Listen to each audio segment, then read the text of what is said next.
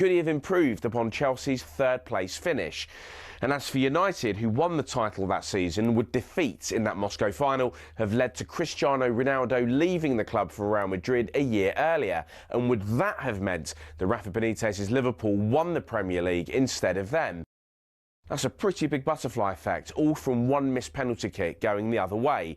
And if you want to dig a bit deeper, there's plenty more that could have been affected. What if Anthony Knockaert had scored his penalty against Watford? We'd have been denied the Troy Deeney moment, sure, but might Leicester have gone on to win promotion to the Premier League earlier than scheduled? And would that have meant that Claudio Ranieri would never make it to the King Power? Would Arsenal or Tottenham, therefore, have been champions in 2016? The most significant sliding doors moment perhaps ever, though, was Paul Gascoigne, Wembley, June 1996. What if this had gone in?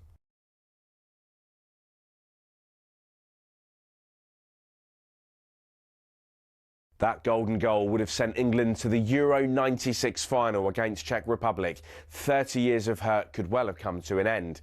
There's so many of these moments that could have altered destiny forever. What if Shearer had signed for United? Would Lampard's ghost goal against Germany have kick-started England's World Cup back in 2010? What if Sam Allardyce didn't get bogged down in all that controversy and denied Gareth Southgate the England job? Does make you think.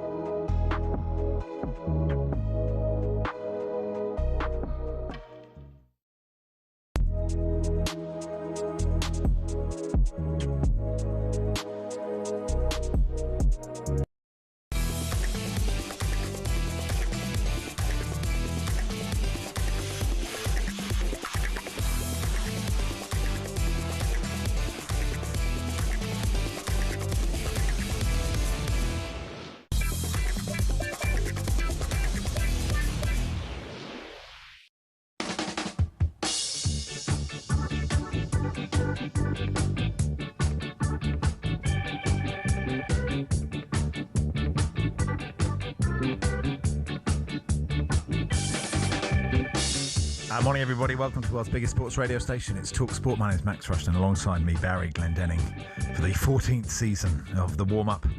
And Barry, we've ripped up the running order and it's full of new ideas. Do you want to talk the listeners through all the new plans we have? I believe we have two new plans. Two? Two new plans. That's too many, isn't it? One of them is just a one-off plan. Yeah. Okay, yeah. It's about an idea I had to try and make you look stupid. Okay, well, can I just... And make me appear clever. Right, I see, okay. So there's every chance this plan could go awry very quickly. Right. But the issue I have is this... Are you getting your idea out of the way early? Is this your idea for 26, 27? Well, I generally have maybe two good ideas a year. Two ideas a year? Okay, one good, one decent one. Okay, right, okay. I think this is okay. It's not one of my greatest ideas, but I'm not really an ideas man. Saturday Charlie Baker. He's an ideas man. What are you? I don't know. Look, be gentle, Max. I haven't done this for about 8 weeks. Oh, that's true, isn't it? I'm not in my usual seat, so I was already discombobulated before I came into the studio, wondering will I be able to remember how to speak? Yeah, okay. And try to be mildly entertaining. Yeah. Acting as your foil. Yeah, of course. After a quite long absence. Like we haven't really spoken since the day after the World Cup. No. Final. Thank God. Yeah. Did you enjoy your break from Baz? Oh. After 6 weeks of cohabitation. Yeah, I must say it's been peaceful. It's been nice. Yeah.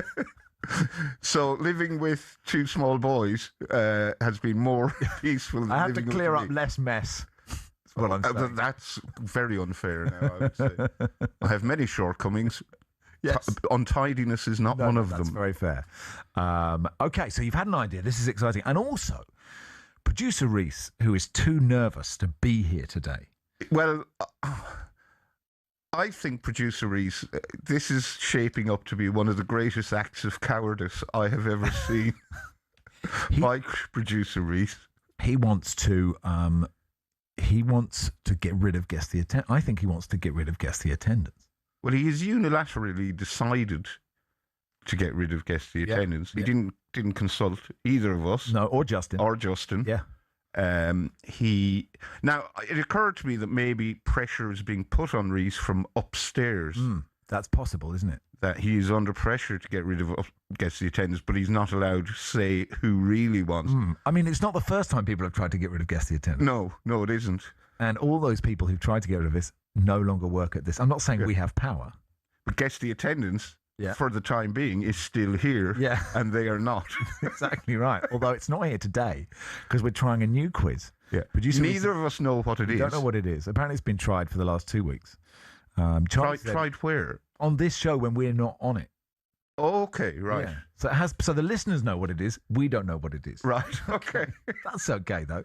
So last Sunday it was Charlie Baker and Ollie Klink. So they've done it. They've done the idea. They're the lab rats. They are the lab rats, and now that it's been sort of road tested by them, but it doesn't matter if they fail. So they believe it's good enough to be tried with us. So this is basically they were pre-season friendlying this new quiz, new feature, and now the season has begun. Right. But producer Reese is too scared to be here, so he'll be hosting it on Zoom. Okay. I presume from a secret location. A bunker. Yeah. The tricky thing for producer Reese is, because I wasn't consulted, and I don't believe I have, I'm not omnipotent when it comes to the warm-up, but I feel I should have a say. I think you should have more of a say in terms of the warm-up hierarchy. Okay, right. Despite having seniority over Charlie, I believe I'm below him in the hierarchy, and I'm happy with that. I don't mind. Okay, I understand. So there's me, then Charlie, then you. Yeah. So it's a fine line between who's more important out of the hosts. The talent. Believe it or not, listeners, we're known as the talent. We're the talented. And no one finds that more weird than me. Yeah. Of all the things you could have got rid of on this show, and guess the attendance is the first to go. Unbelievable, Jeff. Jill says, Barry, you've been so much missed. Best show on talkSPORT when you're on with Max. All is right with the world now. Welcome back. Barry, not being in his usual seats, has been starting the season off at an away ground with no pre-season. No time for funny text, says Dan. Just serious ones. Welcome back. Serious welcome back to Barry. The entire radio is better for his... Steady on. Steady on. Honestly, the ego on this man is wild, right? And so this sort of stuff... Far from having a monstrous ego, I think I have imposter syndrome. Oh, do you? Yeah, I've no ego. Right, none? No. Well, no, a bit. I mean, I'm a man. Bring back guest the attendance now, says Phil. Reese out. Ryan says, was one of Barry's ideas to talk about sport? Laughing, crying emoji. Do you know what I had? I was doing the Wednesday show, the day of the eclipse. Oh, I think I heard. We had the some host of it, not all of it. Host of the Sky at Night was on. Okay. Chris Linton. Patrick Moore. No, not Patrick Moore. That would have been quite the weekend at Bernie's moment to have Patrick Moore on.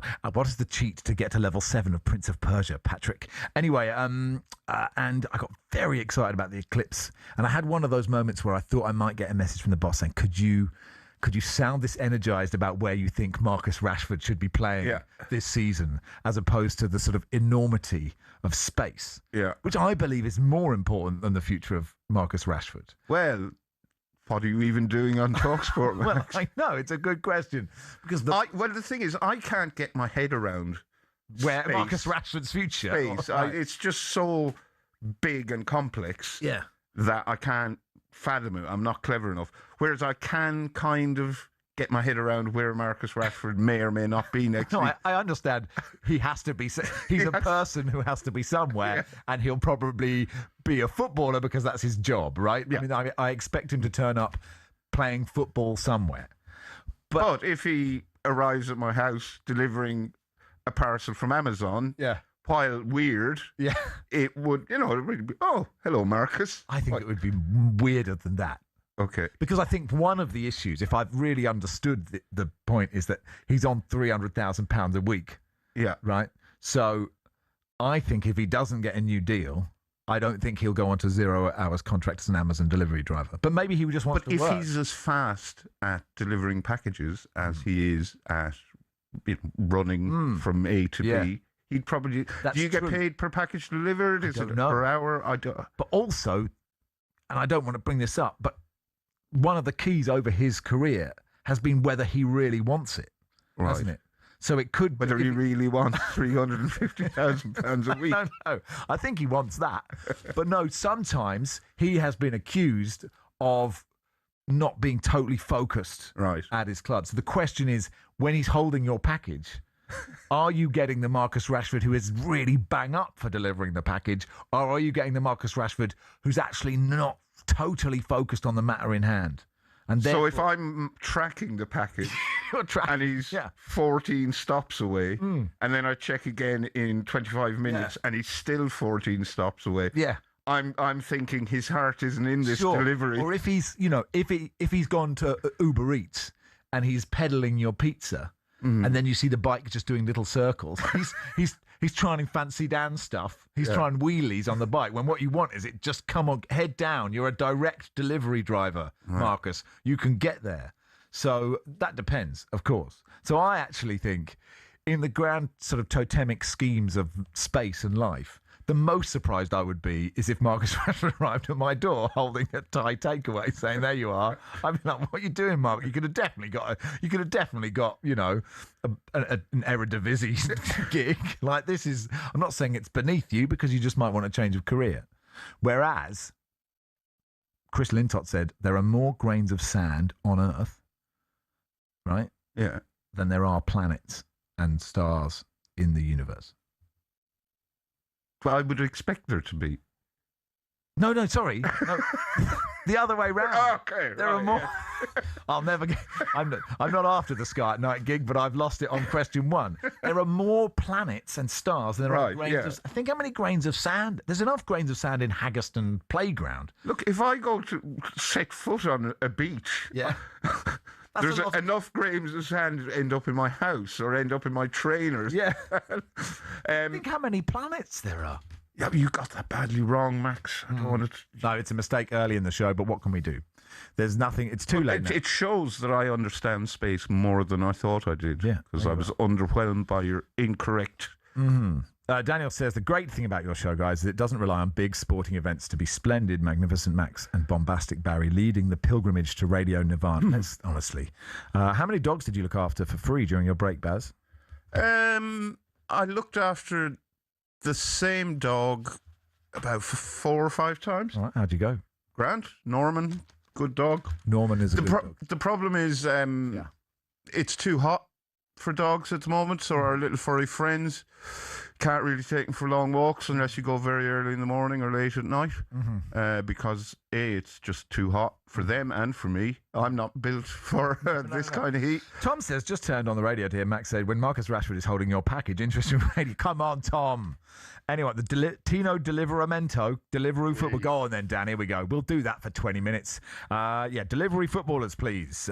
Beginning with Tino Deliveramento. If you can improve on that, that would be great. Ryan Dilks, EFL expert, podcaster, YouTuber, and journalist, will be with us in just a second. We'll look back at the start of the EFL season yesterday. Also, happy to take your texts if your season is already over. If after one game, is it done? I mean, honestly, we were 2-0 up on Wigan at half-time, and they were booed off by their fans. And I watched that, and they were absolutely awful. Wigan were bad. I mean, they sort of came back in the second half. We won 3-2 in the end. But if your season is over already, Well, I only watched one game yesterday, and I'm calling Preston's season now over. Done. And they only lost 2-1. 8:10:89 at Max Rushden. It's Max and Barry with you with the good people of Travis Perkins. Go big on landscaping with Travis Perkins. Find everything you need at travisperkins.co.uk.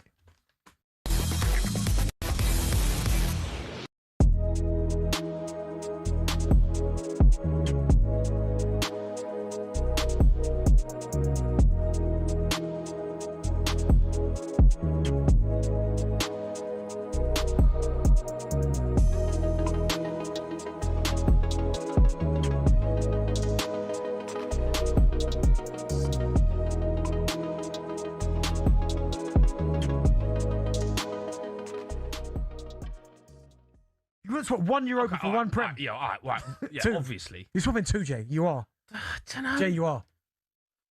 Maybe 2. Don't know, though. Like, them nights as a final, you've been in cup finals. Them nights, you never give them Jay, up. I've been 2. And do you know what? I don't want to bring it up, yeah? You cost me one of them. What do you mean I cost you one of them? You missed the pen. So Hold on. Wait, hold on. I didn't see you taking one. I said to Harry, I'll take one. No. You go 5. No. Let's have this out. Don't be Yeah. blaming me for your Carabao for Cup that. loss, all right? Because I took the first pen and Darren Bent was nowhere to be seen. And I'm going to tell you the exact truth of what happened. No, At go the on. time, I was a penalty taker. I said to Harry, I'll take 1. He said, no, you take 5. I went, No, Robbie Sure. King took 5. no, I was supposed to take 5. Right. And he said, you took 1. So it never got to me. I never got to take 1. Yeah, but the 5th penalty on that night was Robbie King. No, it's me. Nah, you're lying. Ask Keno. I don't know if you can remember, but Nah, you're lying. I was 5. You're lying. I was the penalty taker at the time. So why don't you take 1? because I said to Harry, he said, no, 5. Nah, I disagree, mate. I think you bottled it. Hey, listen. Hey, have you seen the pen, Bill? I did not cost you a Carabao Cup. You did, mate. Where were you in the 90 that, mins? that could have been 2, mate. That could have been 2 for me. That went no. Cheers, Jake. That still haunts me. That does. Does it? Yeah, it hurts my feelings. I think about it a lot. Ben Foss had the game of his life, mate. Yeah. He won man of the match that game as well. Mate, it hurts. That game's on as well all the time. They play that game a lot. It's such a bad game. Do you know what, right? I don't really like giving you credit, but I felt for you in the first one because you were playing well in that period. Oh, I know. And he left you out completely. Yeah, it was I felt for you in that. Yeah, that hurt my feelings. Yeah.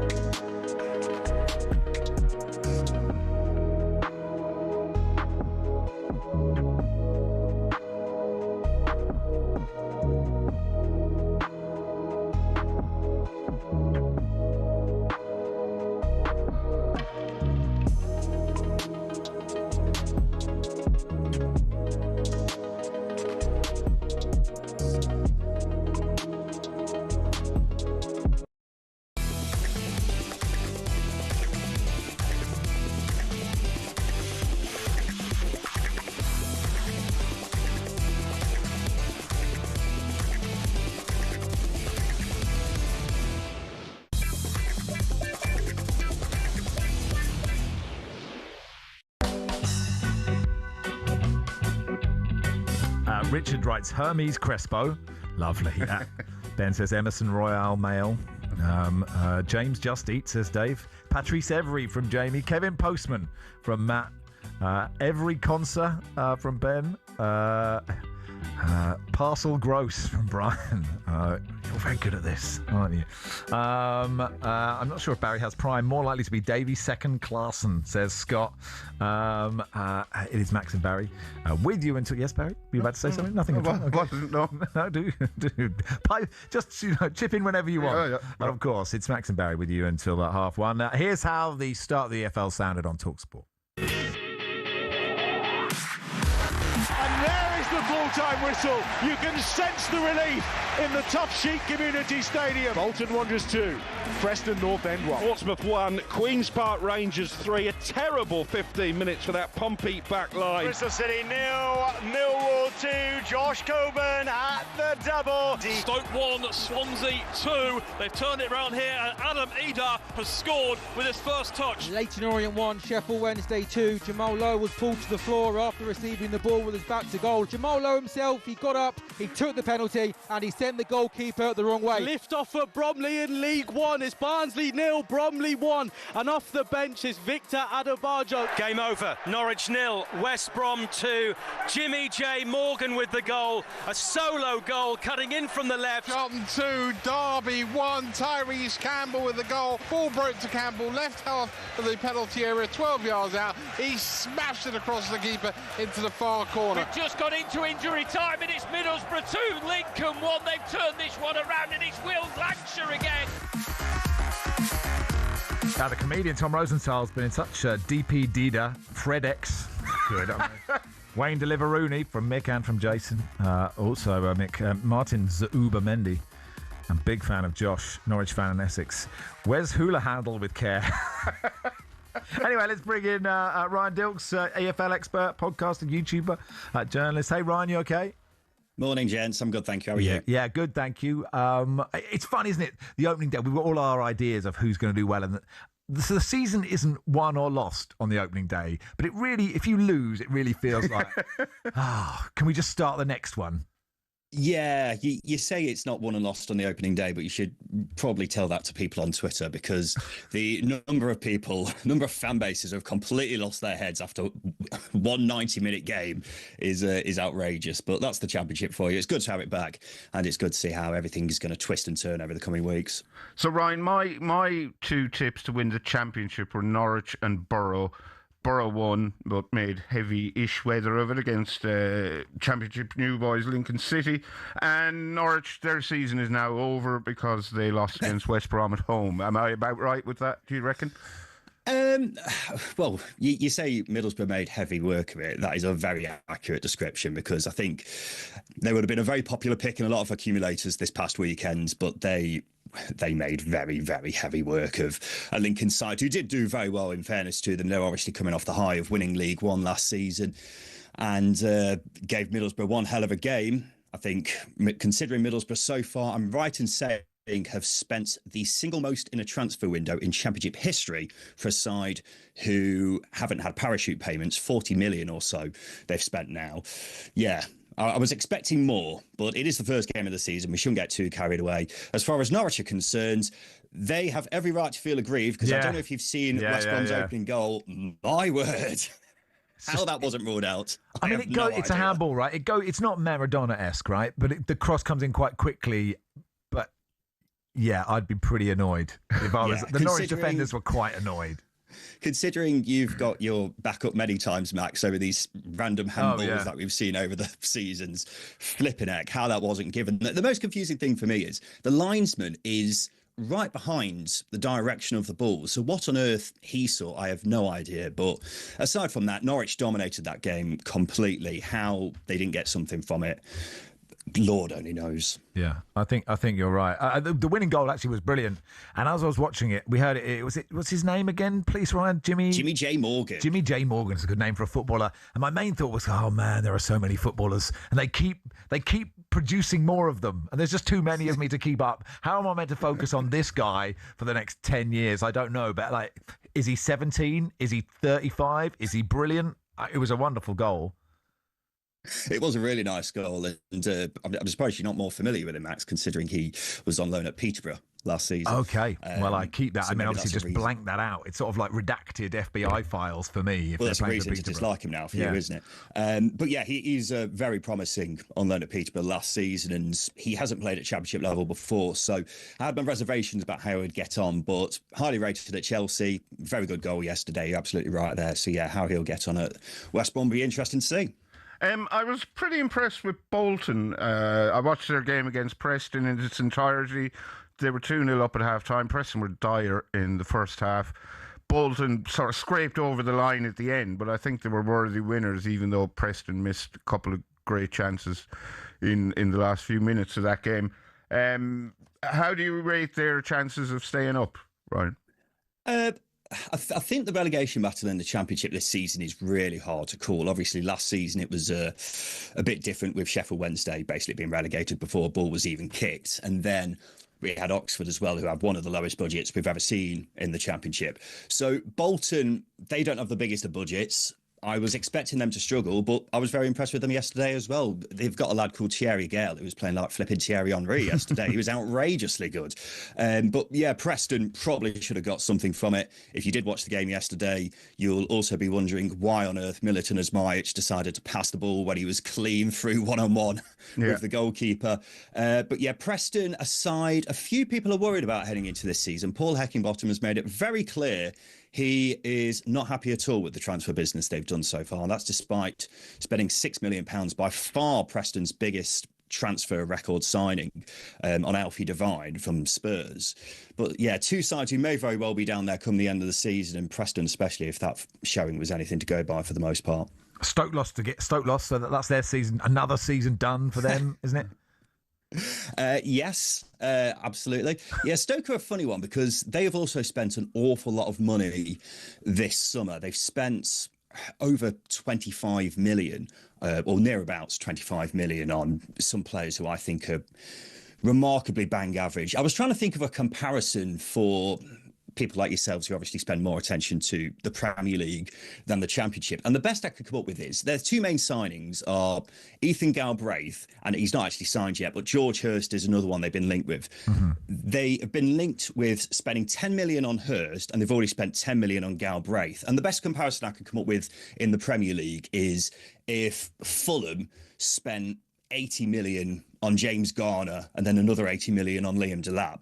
You know, two good signings, two good players for Fulham, but you look at it and go, how have you come to that fee? So that's sort of what Stoke are doing. They've spent a lot of money. I'm not sure they spent it very well. And I've had a lot of flack from Stoke fans over my concerns about them this season. But based off the showing yesterday, I'm not sure I'm going to have as many loud noises coming through on my Twitter for the next 24 hours. Stay with us, Ryan Dilks, EFL expert, YouTuber, podcaster, just doing everything. Ryan, what's self-contained media node? Yeah, exactly. What's the name of all your stuff, Ryan? You might as well tell us because I'm enjoying this conversation. It's just Ryan Dilks. Oh, right, I see. It's just me. Oh, it's just you doing the thing. That's great, Ryan. Well, look, go and follow him in the break, and he'll be back in just a second. We'll look ahead to today's games in the Championship, do a bit of League One and League Two as well. Paul says, DHL Hudge Joof, Bazza, Frankie Ding Dong. I like Frankie Ding Dong. Oh, get it. Like the doorbell. Yeah, but Frankie Ding Dong. As in Frankie de Jong. Oh, right. Frankie Ding Dong. Yeah. Matthew UPS Son. Upson, okay, yeah. And Chris has gone Route 1, Phil Stamp. Okay, yeah. Look, it's Max and Barry with you on the warm-up, brought to you with Travis Perkins. Go big on landscaping with Travis Perkins. Find out everything you need at travisperkins.co.uk. Ryan Dilks is with us. Do some more AFL in just a second.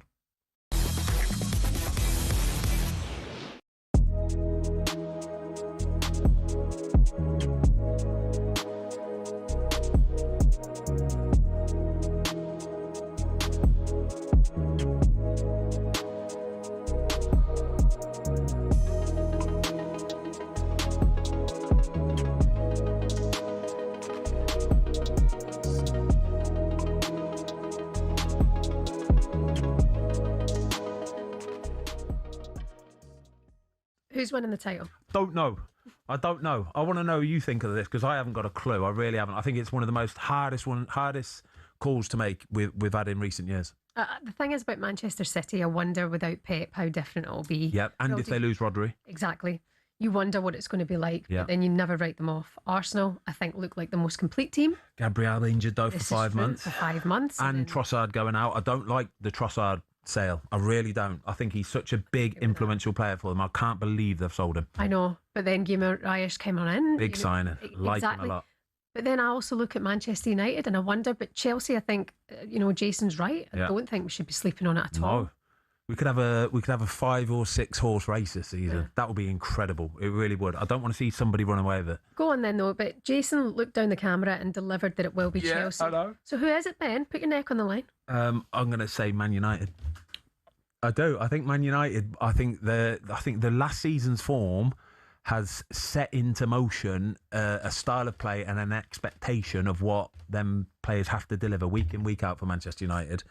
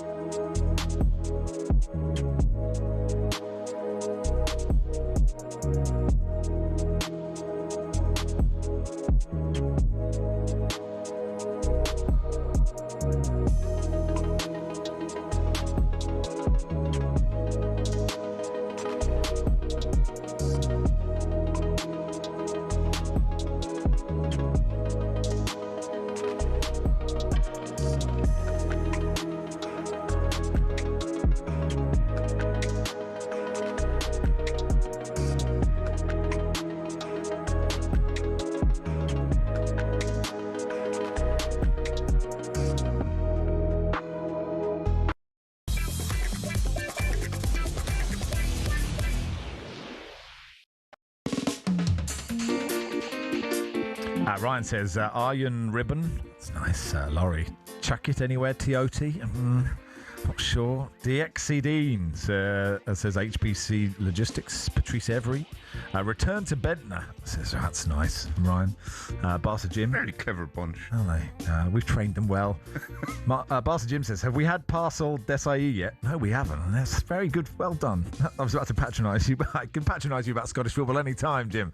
And I think you're coming on. We'll be doing it later. You're coming on later, so why not? We're doing the Chatting EFL in the company of Ryan Dilks, EFL expert. And let's hear from Russell Martin, new Leicester manager. They began life in League One with a 1-1 draw at Notts County. Here's what Russell Martin said after. We just lost a bit of intensity, and I think we sort of slipped in a bit of self-preservation with a goal when we went 1-0 up, and we were nowhere near good enough with the ball. So I invited them on to kept them to take goal kicks, kicked it came back. Then we were in the final third and put it off the pitch, and then they would kick a goal kick and we have to defend territory again. So we weren't as controlled or intense with the ball as we were in the first half, and that caused the problems. But it'd be amazing learning for our players. Ryan, what did you make of Leicester's first game? Hard to say, to be honest. Mainly because Leicester are just... they're in such a state of flux right now, right? Because they still have so many big earners on the books, and it's really hard to see what the squad is going to look like come the end of the transfer window. And they've still got some players who are on the books now who weren't even involved in the squad yesterday. Like, believe it or not, guys, Wout Thijs is still a Leicester City player. Is he? But seems to have shown absolutely no interest so far in playing in League One with them. They've got a couple of others as well who don't seem that keen. So they have got some big names at the club, but, you know, how it's all going to merge together, I'm not really sure. They're very unbalanced in some areas where they have got some recognisable names like your Harry Souters and Caleb Okoli, who cost Leicester a lot of money in the Premier League just a few years ago. They're playing for them. And then they've got some young lads who, you know, were mainly just squad players for them last season. So it's really difficult to say. Considering the bookies, from what I saw prior to the season started, had them down as 2-1 to win the league. I'm not sure that's exactly reflective in the game that I saw yesterday, put it that way. You mentioned Okoli and Souter there. They didn't look at all comfortable on the ball yesterday while Leicester were trying to play it out from the back in the Russell Martin style. Is Martin drinking in the last chance saloon at the moment? Because like he has done good work as a manager, but not recently, and obviously his tenure at Rangers was a complete disaster. So if this doesn't go well for him, where does he go next? It's really hard to say. To be honest, I'm really surprised he took that job on, because it just seemed like a no-win situation for him, really. Because if he won the league with Leicester, then great, he did as everyone was expecting them to do. And if they don't, then his reputation dwindles even more than it has done over the past few years, doesn't it? So, yeah, if he does end up getting the sack this season, then I really don't know where he goes next. I'm sure he will get a job somewhere, because he's still highly rated amongst, you know, the footballing community. But from a pure fan perspective, you're looking at that and thinking, how much more wrong can he do? Do you know what I mean? Ryan, how do you think Cambridge United will do in the Championship next season? Pass. Are you a Peterborough fan? I really don't have anything else Are to you add a Borough fan? Who do you support, Ryan? I'm a Derby fan. Oh, right, okay. Based off the conversation you were having just before I came on, season over. It definitely feels like that after the first 90 minutes. But we have got to factor in the fact that our takeover with Turkey and Al Sheikh did collapse earlier in the weekend. That does seem to have thrown our transfer plans into disarray. Having said that, personally, when I'm looking for a new owner, don't really like people who are in charge of sports washing for a horrendous regime. So, you know what, I'm fine with him not taking over the club, but in the short term, it does seem like it's really ruptured our plans for the season. Ryan, were you at the Valley yesterday, can I ask? I wasn't. I was sat on the sofa, parked there all afternoon watching Championship. Because Felix, who drinks in my local pub, was doing the crossbar challenge at the Valley yesterday. Oh, how did he get on? It was a decent effort, but he failed. From the edge of the box? No, from the edge of the D around the box. Okay, top of the D. Top of the D, and he didn't put his foot through the ball quite hard enough, but it was a very good effort. He got a big from the crowd behind the goal. Well done, Felix. If anyone... Our friend Joel recorded it for posterity. Oh, great. Well, if anybody else had a go at the crossbar challenge anywhere at half time and you did better than an ooh. Yeah, you actually hit the bar. Let us know. What else from League One and League Two took your eye, Ryan? Well, I suppose the big scoreline for anyone who is, you know, keenly keeping an eye on League Two for how the season is going to pan out, it will have caught a lot of eye seeing Salford getting tanked at Barnet, considering they've been the heavy favourites to win League Two this season. From what I've seen, it sounds like Salford got absolutely dominated in that game as well, which is interesting because they've obviously gone big this summer in getting in Macaulay Langstaff. He scored a lot of goals at that level before with Notts County. Luke Molyneux, who for my money is a lower end Championship player. So it's all well and good signing those players, but it does look like the rest of the squad does need a lot of work. And this new manager who they've got in, who is said to be, you know, the EFL version of Ange Postecoglou, didn't have a great start here. So, yeah, that'll be interesting to see how they bounce back from that and whether all the hype is completely undeserved because, as we all know, Salford have been stuck in League Two for a long old time now, to the point where it's actually quite funny. And if it does happen again this season, it'll be the funniest season of all. Yeah, no, I agree. It is funny. It's sort of never. It's a constant in life. Is lots of people saying, they're not the top 20 lads saying Salford, had them finishing top. So it would be funny if they don't. Today, then you've got the relegated sides, West Ham and Burnley, playing at Turf Moor, and Southampton go to Watford as well in the Championship. People seem to be suggesting of the relegated sides, Burnley are the least fancied to do anything. I would say that's very, very accurate based off their summer business. Have you guys seen The Odyssey yet? I have, yes, far too long. And yes. Really, I know the horrors of Troy were bad, and Odysseus noticed that. But if he'd just gone home with Agamemnon, he'd have avoided a lot of trouble. Right, basically, what I'm trying to say is... And now I don't need to. You don't need to see it. There you go. What I'm trying to say is Burnley's summer has been quite similar to The Odyssey in the way that their team has just been losing numbers on a regular basis. You've got flipping Maxime Esteve being eaten by a cyclops and what have you, to the point where it looks like there's going to be no one left at Burnley by the end of this transfer window. So how their squad is going to look at the end of the window is going to be scurvy has hit him. Scurvy has taken Ashley Barnes is going back to exactly. Troy. Yeah, exactly. What about West Ham? Because they've sold a lot of players in key positions. They've obviously kept Jared Bowen. Clearly, the quality of the squad is high. But have they got all the pieces of the jigsaw?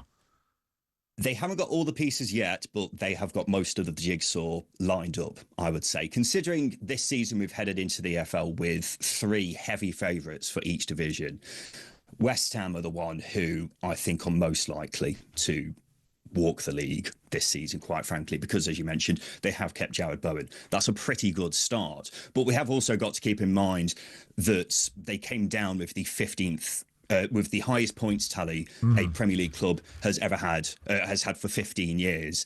And you said they've lost a lot of players. They've lost Somerville, they've lost Fernandez. That's about it, though, so far. And we've seen in the past 24 hours, they're not afraid to spend money. They've spent a championship record fee on Arnie Engels, £22 million from Celtic. So it looks like they're getting their checkbooks ready to go out and really splurge and strengthen the rest of the squad. So, yeah. Just to clarify, 2 is a lot for me because I have 2 children, and that is a lot of children. So when I say a lot, I mean 2. What about Southampton, who go to Watford, -4 points? Seems to be that everyone's kind of forgotten about. I know there's the overhanging charge, but has everyone forgotten about Spygate? Not sure Middlesbrough fans have just yet, fair. But it does feel like it has died down quite extensively. I want Spygate to be over because for 2 weeks it consumed my life, and I thought after the playoff final was done, that would be it. And no, we've still got this hanging over our heads. So hopefully we have some sort of a resolution to that soon. But yeah, Southampton have got a really strong squad. It's just how did the events of last season affect them? And I don't really know. It's a pretty decent game to start off with because Watford, they're sort of like Ricky Gervais in the way that 10 years ago they had their niche and it was working out for them, but now the joke has got old and it's all a bit sad at this stage, seeing how it's all crumbled. They're on their 16th manager in 7 years. Watford can't say anything anymore, can they? Is that what you're saying? In case they offend us. They've got a 16th manager in 7 years in Alessio Dionisi. Is he going to be any different to the 15 previous managers? I have absolutely no idea. Probably not, because it's Watford, so don't be surprised if he's gone by Halloween. But yeah, Watford, they've lost a lot of big players as well. A few people have tipped them to go down. I think that's a pretty good start to Southampton's season.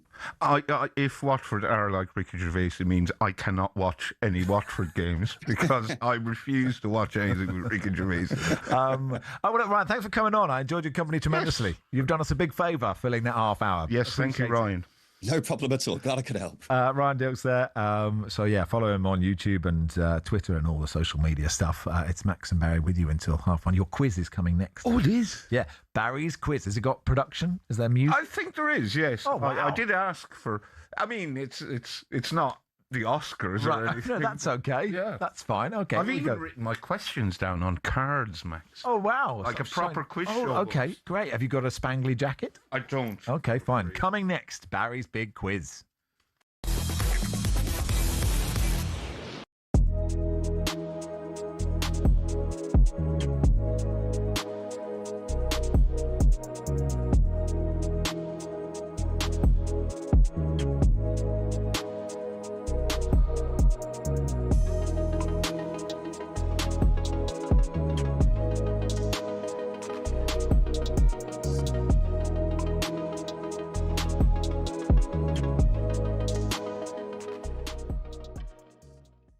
Honestly, I've seen a few messages today and you go, yeah, that O'Hara and Gabby, they're talking rubbish, need to get rid of them.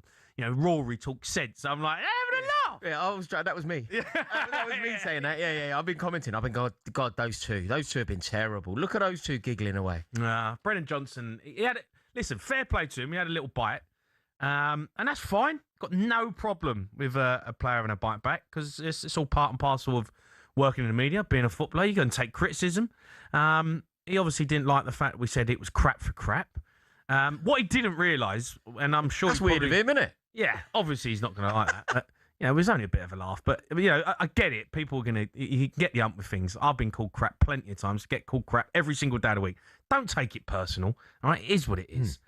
He has been crap. Yeah, I think that's like, the point. I'm sorry, but, I'm not saying he's a bad player. Anyone who plays Premier League football, anyone who does what he's done, fair play. Brilliant. Last season...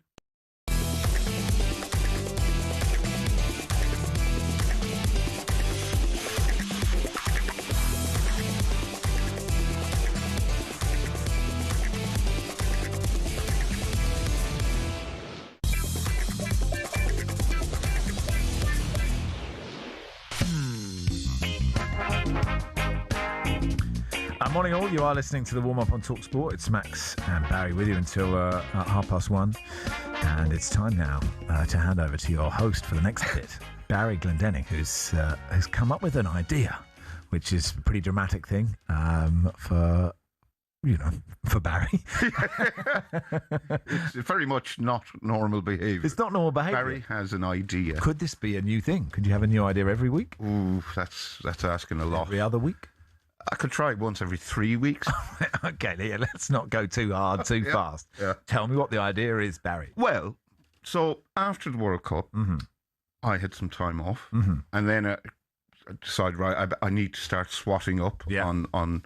Find out where Sergio Ramos is. Pretty much, yeah. He doesn't have a club, as far as I know. Okay. But I did see a video of him training in what appeared to be a horse, an indoor equestrian centre. Yeah. Is he trying to clear a fence? Yeah.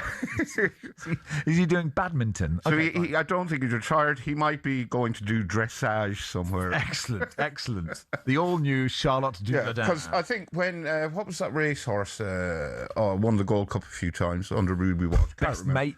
No, Beef or Salmon. He when he retired from racing, he got bored, so they tried to teach him how to be a dressage horse. Oh, okay. And how'd he go? He wasn't very good. Fair enough. but it kept him occupied. It kept him off the streets. Good. Yeah. Anyway, during the course of my swatting up, I very quickly realised I had no idea who the head coach of Fulham is. Okay. Yeah. And I thought, right, well, if that's passed me by, I haven't been paying attention. So then I thought, well, maybe Max hasn't been paying attention either. No. So I will devise a set of fiendishly quite easy questions to ask you. Yeah. And we will see if Max has Max been paying attention fine. this summer. Can I put any sort of qualifiers? Well... can I get my excuses in early? No, well, what I would say is, what I forgot is you have actually been presenting radio shows on talkSPORT. I have, since the start of the World Cup. So you're not entirely out of the loop. No, that's true. But, when I ask somebody about transfers... You're not listening to the replies. I'm zoning out on that. Yeah. You ask me how many dwarf planets there are, I can tell you 5. That's not in this quiz. 4 of them are in the Kuiper Belt, and 1 is in the asteroid belt. Is the reason you know this stuff because you have a 4.5-year-old boy? Yes. Of course, yeah. He is obsessed. Yeah, well, good for him. Yeah, good for him. Good to have an interest. Yeah. Come on then, let's play. Okay. Here we go. Wow, okay, wow, high pressure. You've really gone to town, Barry. Okay. Right, name? Max Rushden. You're a specialist subject. Has Max been paying attention? Have I been paying attention? Yes. Okay. Okay. Your time starts now. Matt Targett was one of several legends to leave Newcastle this summer, but which club has he joined? Matt Targett? Yeah. Wow. Matt Targett has gone to Sheffield United. Incorrect. Okay. Which Scotland footballer enjoyed his time at the World Cup so much he stayed on in the USA and joined the San Jose Earthquakes? Grant Hanley. Wrong. Cricket. Who scored 157 runs for New Zealand versus England at Trent Bridge to help his side clinch series victory? God. I thought you'd do better than this, Matt. I mean, Matt Target's a tough place to start. Tough place to go, Matt. Yeah. And I've been missing the target so far. I absolutely can't remember. Okay. Pass. Pass. I'll put that down as a pass. Yeah. Casemiro has left Manchester United, but which club has he signed for, subject to an investigation into financial jiggery-pokery? Into Miami. Correct. Pascal Strike was a source of constant entertainment at Leeds last season, but has left the club to join... Where's Pascal Strike gone? I think Pascal Strike has gone to Freiburg. Wrong. Golf. Yeah. The Open was played at Royal Birkdale during the World Cup. Was it? Who won it? Oh, man, I interviewed Rupert Bell about this. Who won the Open? He is the son of a famous rugby player. He's the son of a famous rugby player? Correct.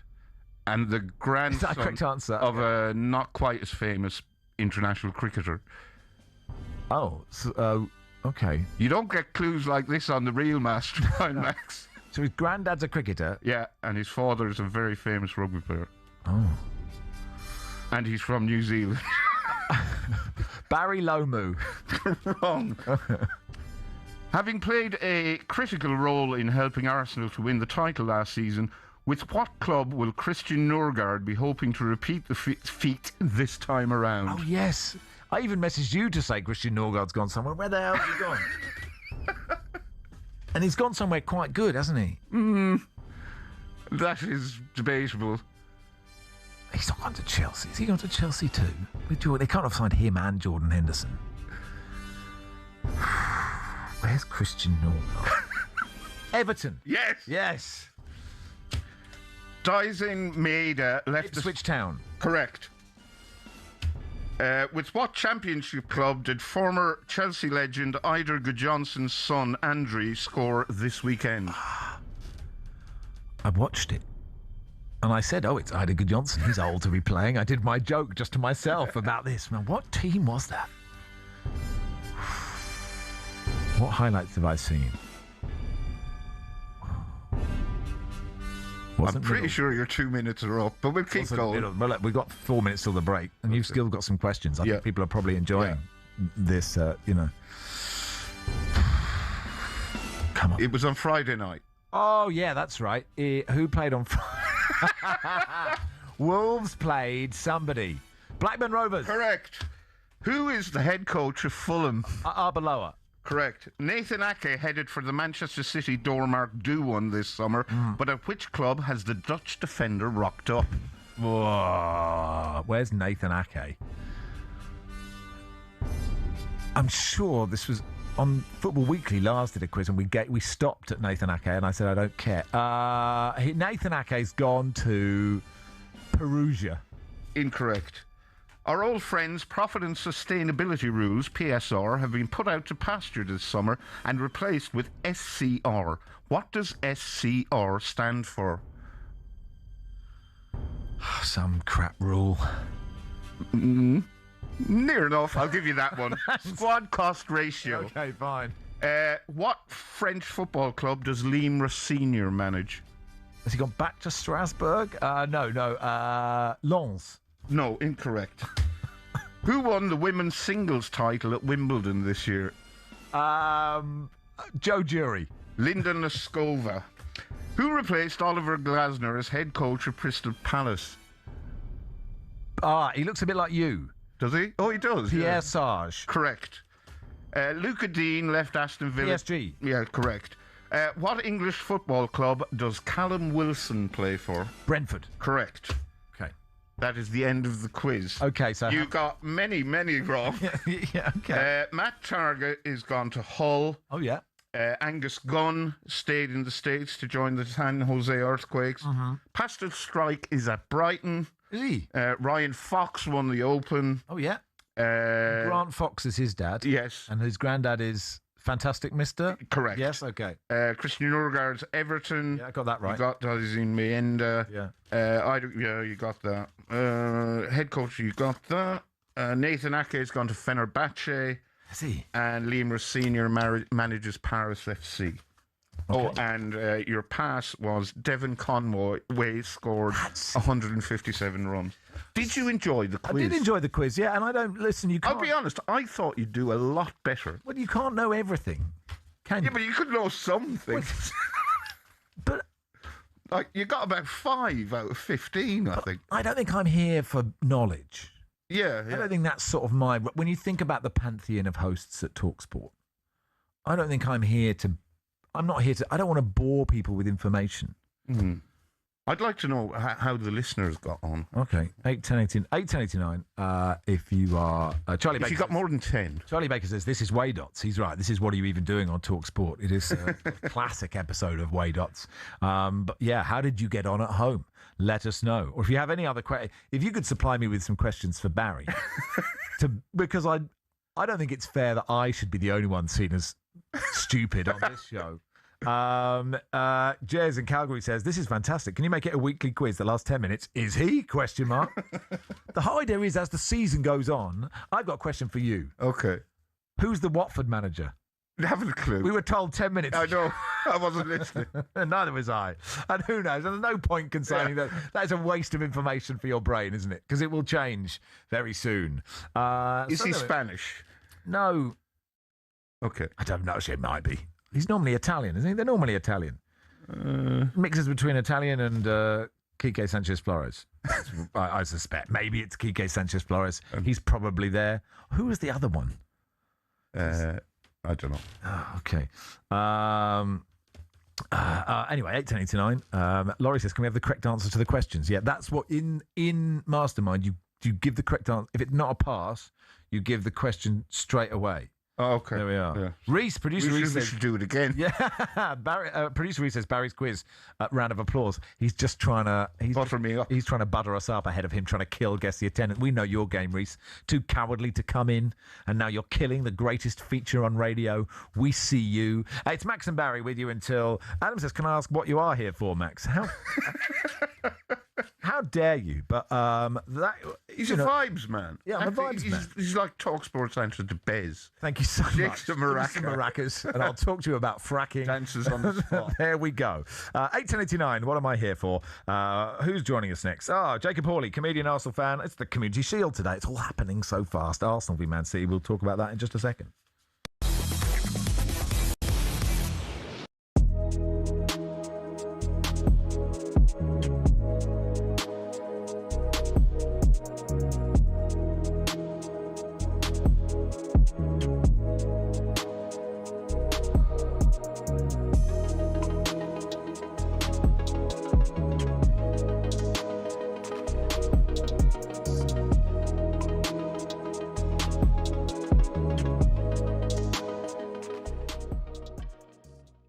Another one or two players in Man United in with a shout at the title. What do you think, Gabby? No, I think Champions League will take a lot out of that squad of players. I look at right backs, Mazraoui, Dalot, not good enough.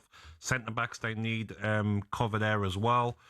Shesko, listen, he done okay last season, double figures. He's got to be at it this season. They've got a very good squad of players, Jeff, but if they don't get 2 or 3 top players in certain roles, I don't think they can fight for the title. I think top 4 again and get out of the group stage of the Champions League will be a very good season. Yeah, I mean, they've not been too busy in the transfer market, to say the least. They've brought in Yuri Tielemans, they've brought in Andre Santos.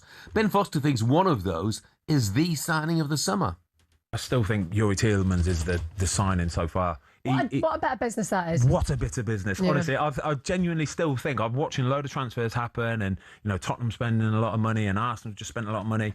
I still think Yuri Tielemans is the signing of the summer so far. For 30-odd million quid, whatever it was, he is a ready-made, good-to-go starting 11 player. And I think if you can spend £30 million on a ready-to-go starter, it is worth every single penny. Yeah. And I agree with them. I think Yuri Tielemans is going to be one of the signings of the summer. But when I look at that midfield, talent is Tielemans and Bruno, Meno and Andre Santos. Yeah. What's your club or country's sliding doors moment?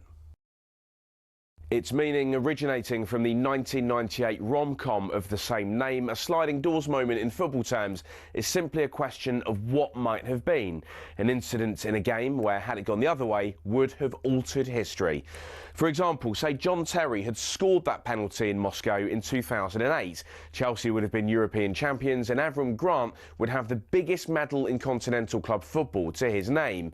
It stands to reason then that he would have stayed at Stamford Bridge for a bit longer, meaning that Luis Felipe Scolari wouldn't have got a look in. Would he have done better than the World Cup winning Brazilian, who only lasted till February the following year? And could he have improved upon Chelsea's third-place finish? And as for United, who won the title that season, would defeats in that Moscow final have led to Cristiano Ronaldo leaving the club for Real Madrid a year earlier? And would that have meant that Rafa Benitez's Liverpool won the Premier League instead of them? That's a pretty big butterfly effect, all from one missed penalty kick going the other way. And if you want to dig a bit deeper, there's plenty more that could have been affected. What if Anthony Knockaert had scored his penalty against Watford?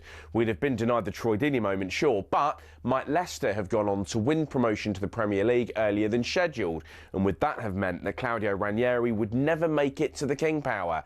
Would Arsenal or Tottenham, therefore, have been champions in 2016? The most significant sliding doors moment perhaps ever, though, was Paul Gascoigne, Wembley, June 1996. What if this had gone in?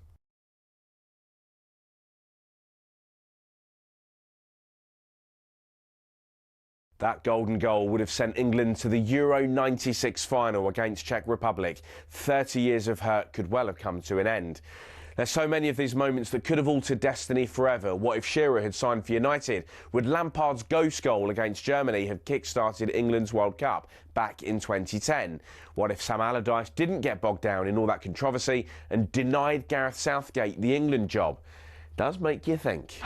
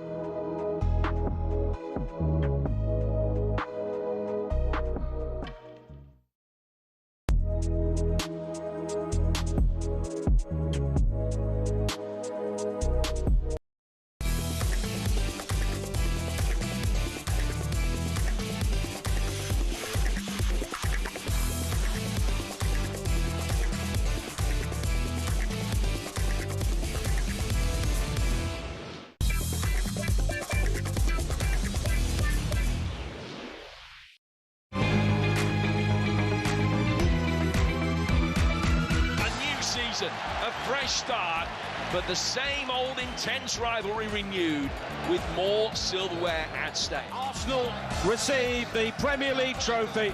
Martin Odegaard steps towards his teammates, throws back his head and lifts the trophy aloft. It's a brilliant opportunity, I think, for Arsenal this year. I really do, mate. So by adding statement signings, I just think it adds to the power of your group, because everyone thinks, right, we need to go again. Manchester City being the FA Cup winners of 2026, and the ticker tape explodes into the Wembley sky. Enzo was there when we won the treble, so Enzo's a big part of that. Now he's come back to Manchester City, and you can see that the players that they're signing and the players that they've managed to keep, it's still Manchester City. All right, let's look ahead to the FA Cup Community Shield. Is it called that now? The FA Community Shield with TNT Sports. Next level football preview on talkSPORT with TNT Sports. This season, get Premier League, Emirates FA Cup and Women's FA Cup coverage on a whole nother level with TNT Sports. Subscription required. 18+. T's and C's apply. So it said FA Cup Community Shield a million times on this piece, but I've never heard it called that before. Maybe it is. Maybe it's our mistake. Maybe Jacob Hawley, comedian, knows, an Arsenal fan. Hey, Jacob. How we doing, gentlemen? Very Great good. show so far. Oh, that's very kind of you. Have you listened to any of it? I have, yeah. Oh. Glued to it. Wow. Glued to it. Wow. Okay. How did you do in my quiz, Jacob? Badly, is all I'll say. Do you know the name of? Badly. Do you know the name of this game later? Because I'm not armed with that sort of information. And yeah, struggling with the quizzes, but enjoying the show nonetheless. Charity Shield, isn't it? I think that's what I'm calling it. Anyway, listen, are you going to, Jacob? I can't believe you're going to bottle everything again. That's it. I know. Do you know that's still stuck? Like, I still get people winding me up about that. I still, as an Arsenal fan, I think other Arsenal fans get this. It's like, we're still getting the second again thing. People still winding us up about the other years, despite winning it this year. And I'm already getting people doing the sort of like, oh, yeah, but I don't think they'll be able to do it this year. I don't think you're going to be able to hold on to it. You haven't got the bottle for that. It's mad. I don't mind if Arsenal win it again this year. I didn't want them to win it last season because it was just funny. Why? Their inability to win the league was right. genuinely a source of great amusement for me because I don't have much going on in my life. But now they have won it, I'm not that fussed whether they win it again. I just hope they play more attractive football. Do you think they will? I think they want to, yeah. I think some of the interviews with Arteta, sort of immediately after we won it, he was very emotional. I don't know. There was one on Sky. There was one that he did with the Arsenal website. I don't know how much of the emotion was. He sort of spoke about what he'd put his family through and the rigours and commitment it takes to be a Premier League manager. I don't know how much of it was also guilt for what he put us through as Arsenal fans. The amount of 1-goal leads, the amount of praying on a VAR decision. I did have a hair transplant last summer, and I nearly needed a new one by the end of that season to top myself up because anyone who says they enjoyed that season is a liar. It wasn't enjoyable. The end was enjoyable. The 9 months to get there were horrific. I mean, I remember in the Arsenal documentary that Amazon did a couple of years ago where, he said to one of the players, I think it was Lacazette, he said, what's more important, the journey or the destination? Well, the journey was absolutely dreadful last year. That was one of the worst journeys I've had. Destination was nice, but yeah, I hope they don't put us through something similar again. I hope it's a bit nicer on the eye. I don't think it's going to be nice today, though. I think today could be quite grim. Grim afternoon in Cardiff. Okay, based on what? No one's fit. Right. I mean, Declan Rice. It was only 4 weeks ago that there was a new adjective every morning for the pain that Declan Rice was in. Yeah. Neural pain, biological pain, physical pain, agonising. There's just sad pain every day. Lots of sad pain. Yeah, there was good pain one day, but then a lot of bad pain the next day. I don't want to revisit old ground, but if Declan Rice had stayed with the Republic of Ireland, he'd be fully rested by now. It's a good point. That's it. I think that. Yeah. I suspect he wakes up most mornings thinking that was the mistake he made with his career. But no, I think today is going to be a bit of a fitness exercise for Arsenal, and I think the first couple of weeks of the season could look like that. I mean, it's a bit of a weird rhythm this season where we've got 3 games and a 3-week international break, sort of a little teaser, and then we just go away again, don't we? So. I think it's going to be interesting how that works out. But I think City will absolutely destroy Arsenal today. God, that 3rd week of an international break is going to be tough going for us lot, isn't it? Really, they don't think about us. What are we going to talk about? What would we talk about? Well, talkSPORT's been doing a fine line in who's the biggest club, which who do you support? We could do in week 3, couldn't we? 8:10:89. Who do you fear most in the title race this season? Because it looks very up in the air. I think Arsenal will retain the title. Personally, I think Chelsea will probably give them the biggest run for their money, but I can't really predict with any sort of conviction. There's so many teams in transition. I mean, it should be Man City. I think it still should be Man City. They've in my opinion, they've got the best player in the world in Erling Haaland. I think Semenyo is probably the best sort of winger in the league. I think it should be City, but what did they finish on last season, City? 78 points? And then they've lost Pep, probably going to lose Rodri. Even with the money they've spent, I don't see how they can't fall away from the position they were last year. I don't see how they'd be better than last year. I think they're more likely to be worse. Chelsea's the weird one because, they're only playing once a week. They've spent a lot of money. that front three of Palmer and Rodgers and João Pedro does look really good. But then you look at the defence and the keeper, it's awful. And it's been awful for ages. And you know, they were 10th last year. And I know there was a bit of a, you know, they had a bit of a nightmare with managers. But they're 10th for a reason. They're really bad. And it's going to take a long time for them to be good again. So, I don't know. I mean, maybe Liverpool are a bit of a surprise package. I think people are sort of writing them off. They expected a bit more done in the transfer window. I think Liverpool could be there. It's a weird one because I think really Arsenal should win this title again. They should. And I think it'll look really bad on them and the business that they're not doing this summer if they can't win this title this season, because everyone else is in a bit of a transition period. Yes, if they bottle this, I mean, frankly, they should just close down. They should hand back last season. Yeah, you're absolutely right. You're joking, but you're right. Honestly, I think it would be a bottling. I think it would be a bottling. I mean, and could you say that Arsenal have bottled the transfer window? That's for another show, Jim. I can't do that as a phone-in. Bruno Guimaraes in. He's good. Yeah, he's a good. He's very good. Yeah. I don't think he's what anyone thought Arsenal need. I don't think anyone started this summer. I think we came out of that loss to PSG in Budapest, and everyone said, right, need a new forward, and you know, top class forwards will win the league. Typical Arsenal, we've bought sort of holding midfielder for a load of money. Haven't gone near any forwards. Rodgers too expensive. Bottled that. Vinny Jr. made our efforts. Could you say bottled it? Maybe. I don't know. I don't think that was ever near the. I don't think that's a bottling. No. No, it was never going to happen. It was never ever going to happen. What has to happen for it to qualify? Did Arsenal bottle Morgan Rodgers? I don't know. They didn't have the bottle to spend the money. I think that's a bottling. I think it's a bottling. Well, you're saying this. I'm not saying this. I think you're right. I do think that they are so well placed to win the league because of the position all the other side's in. And I'm not a neutral, of course. I'd like somehow Roberto De Zerbi to turn Tottenham into a title-winning team, but I don't think he will. I just don't want. I don't want anyone to run away with it, right? And so that's what I want. I want it to be. I want to need 6 tellies for the last day of the season. And like, if Arsenal aren't good, there is a possibility that it could be a really open title race, and that's what you really want. I think it still will be. I think the fact that Arsenal are going to be missing Saliba for 3 or 4 months, I think that will be the difference. I think when all's said and done, he probably is Arsenal's best player. He's probably the one player at Arsenal where you'd say he would play for any team in the world in his position.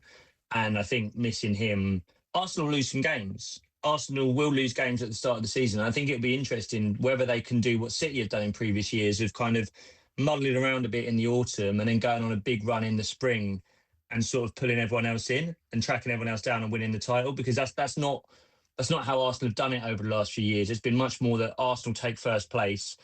You know, in previous years, they would bottle it, to use that word again, come the springtime. Last year, it was the case that they managed to hold on to it until May. But I think this year it'll be different. I think it could well be that someone else is top in October, November, maybe even Christmas. And when Arsenal gets Saliba back and he's fully back, it's a case of them trying to rein someone in come the springtime. Do you think, you didn't enjoy it last year, but the sort of pressure is off a bit, do you think you might enjoy any of it this season? This thing you spend lots of money on and invest lots of time in? I don't want to say I didn't enjoy any of it. Don't get me wrong, the North London derbies were fantastic. And genuinely, I didn't want Spurs to go down, because I did think, I was like, that's been the best bit this year. If they got relegated, this year would have been awful.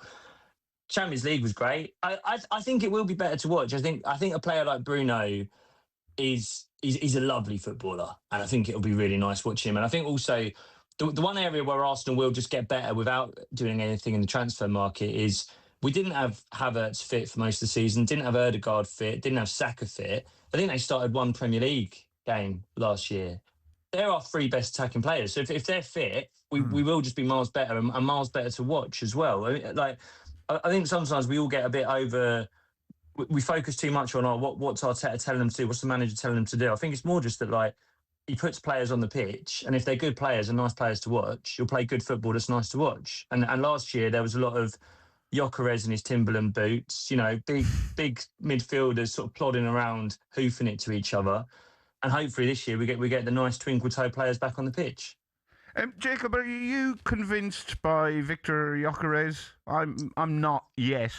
I don't think he's quite good enough to lead the line help for them Arsenal. help them win a title, or Yeah, I just don't think Arsenal can win a title with Gyökeres up. I'm not convinced by him yet. There is definitely potential there, but it was enough last year, wasn't it? It was enough. You know, I think it was 13 goals in the league. That was enough for Arsenal last year. I mean, this is the reality of the Premier League now, mate. It's not as good a talent as it used to be. You look around the league. I mean, I just said it then. I think João Pedro is a brilliant striker for Chelsea. In terms of the history of Chelsea strikers, he's not up there maybe with you're some just of the getting greats old, they've had Jacob. over the Maybe years. you're just getting old, and Maybe I am. I mean, this is it. Maybe look, one hair transplant doesn't make you a young man again. Maybe I am just old and bitter. Your hair transplant is excellent. Yeah, Thank you so much. Yeah. I will say, like I wasn't really balding. It was a bit of a tap in for the Turks. Oh, to be honest with you. I see. You had a full head of hair already. Yeah, basically. Yeah. I got it as a SponCon deal. I got it as a free thing. Did you have to post a photo of your bleeding head?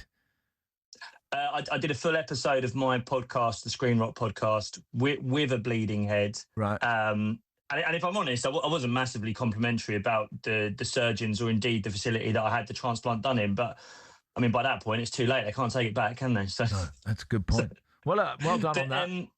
Thank you. But no, I mean, the Gyökeres thing, look, I don't think he's great. I don't think there's many players out there that are a huge amount better. I think all summer you've heard that Arsenal want Julian Alvarez, and all summer you've heard that Julian Alvarez quite likes living in Spain. So that doesn't look like it's going to happen. No, that is a tricky commute, isn't it, when you think about it? Yeah. As good as EasyJet are nowadays, I don't know whether we make every home game.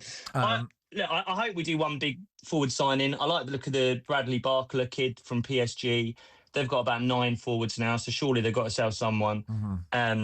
But I think this is the state of the Premier League now. I mean, Arsenal have needed a left winger all summer. You know, who are the great left wingers in the Premier League now? Doku? You know, Gakpo? Years ago, we had Son, Mane, Salah was in this league. I was having this conversation with someone last night that there are lots of good wingers in the Premier League, but none of them have any sort of consistency. They just blow so hot and cold. Never known you to have a footballing conversation off air. Yeah, wow, this is full of surprises. All new Barry. Anyway, Jacob, we must go. Yeah, football isn't as good as it used to be, and you'll bottle everything is the conclusion. But thank you so much for coming on. I hope I've cheered everyone up. I hope I've made everyone feel good on a Sunday morning. Arsenal fan, listen to him moaning about it, etc., etc. Jacob Hawley there. Yeah, listen to his podcast, Screen Rock Podcast, and go and watch him do his shows. They're good. This is the warm-up on talkSPORT with Travis Perkins. Oh, no, I meant to read something else there. Anyway, it's with Travis Perkins. They're good. Do that in a bit. Get more Emirates FA Cup and Women's FA Cup live on TNT Sports, the home of the FA Cup. Subscription required. Next Level Football preview on talkSPORT with TNT Sports. This season, get Premier League, Emirates FA Cup and Women's FA Cup coverage on a whole nother level with TNT Sports. Subscription required. 18+, T's and C's apply. To Vicarage Road to find out who the Watford manager is and to get team news ahead of the Southampton game, Ian Abrahams is there. Yeah, Watford under new management this season. They do actually give quite a few first starts today. Razaglia is in goal. Traore makes his first start, and so too does Bravo. But still amongst the team here from last season, Bove, who will start today, certainly looked pretty good last season when he came on a sub a few times. Matty Pollock is the new captain. For Southampton, who start on -4 points, of course, after part of their punishment for Spygate at the end of the season. No new signings for them, apart from Lewis Dobbin, who joins in up front alongside Carl Lavin, and also Leo Cienza, amazed that he's still at the club. And indeed Harwood Bellis, the subject of some transfer speculation today from a move abroad. But he starts today for Southampton. Interesting to see how they get on and their fans' reaction to the team as well throughout the afternoon. The game is live on talkSPORT 2. It's Watford against Southampton. Cheers, Moose. It's the warm-up on talkSPORT with Travis Perkins. Go big on landscaping with Travis Perkins. Find everything you need at travisperkins.co.uk. We'll do some Fit Bar with Barca Jim Burke in just a second.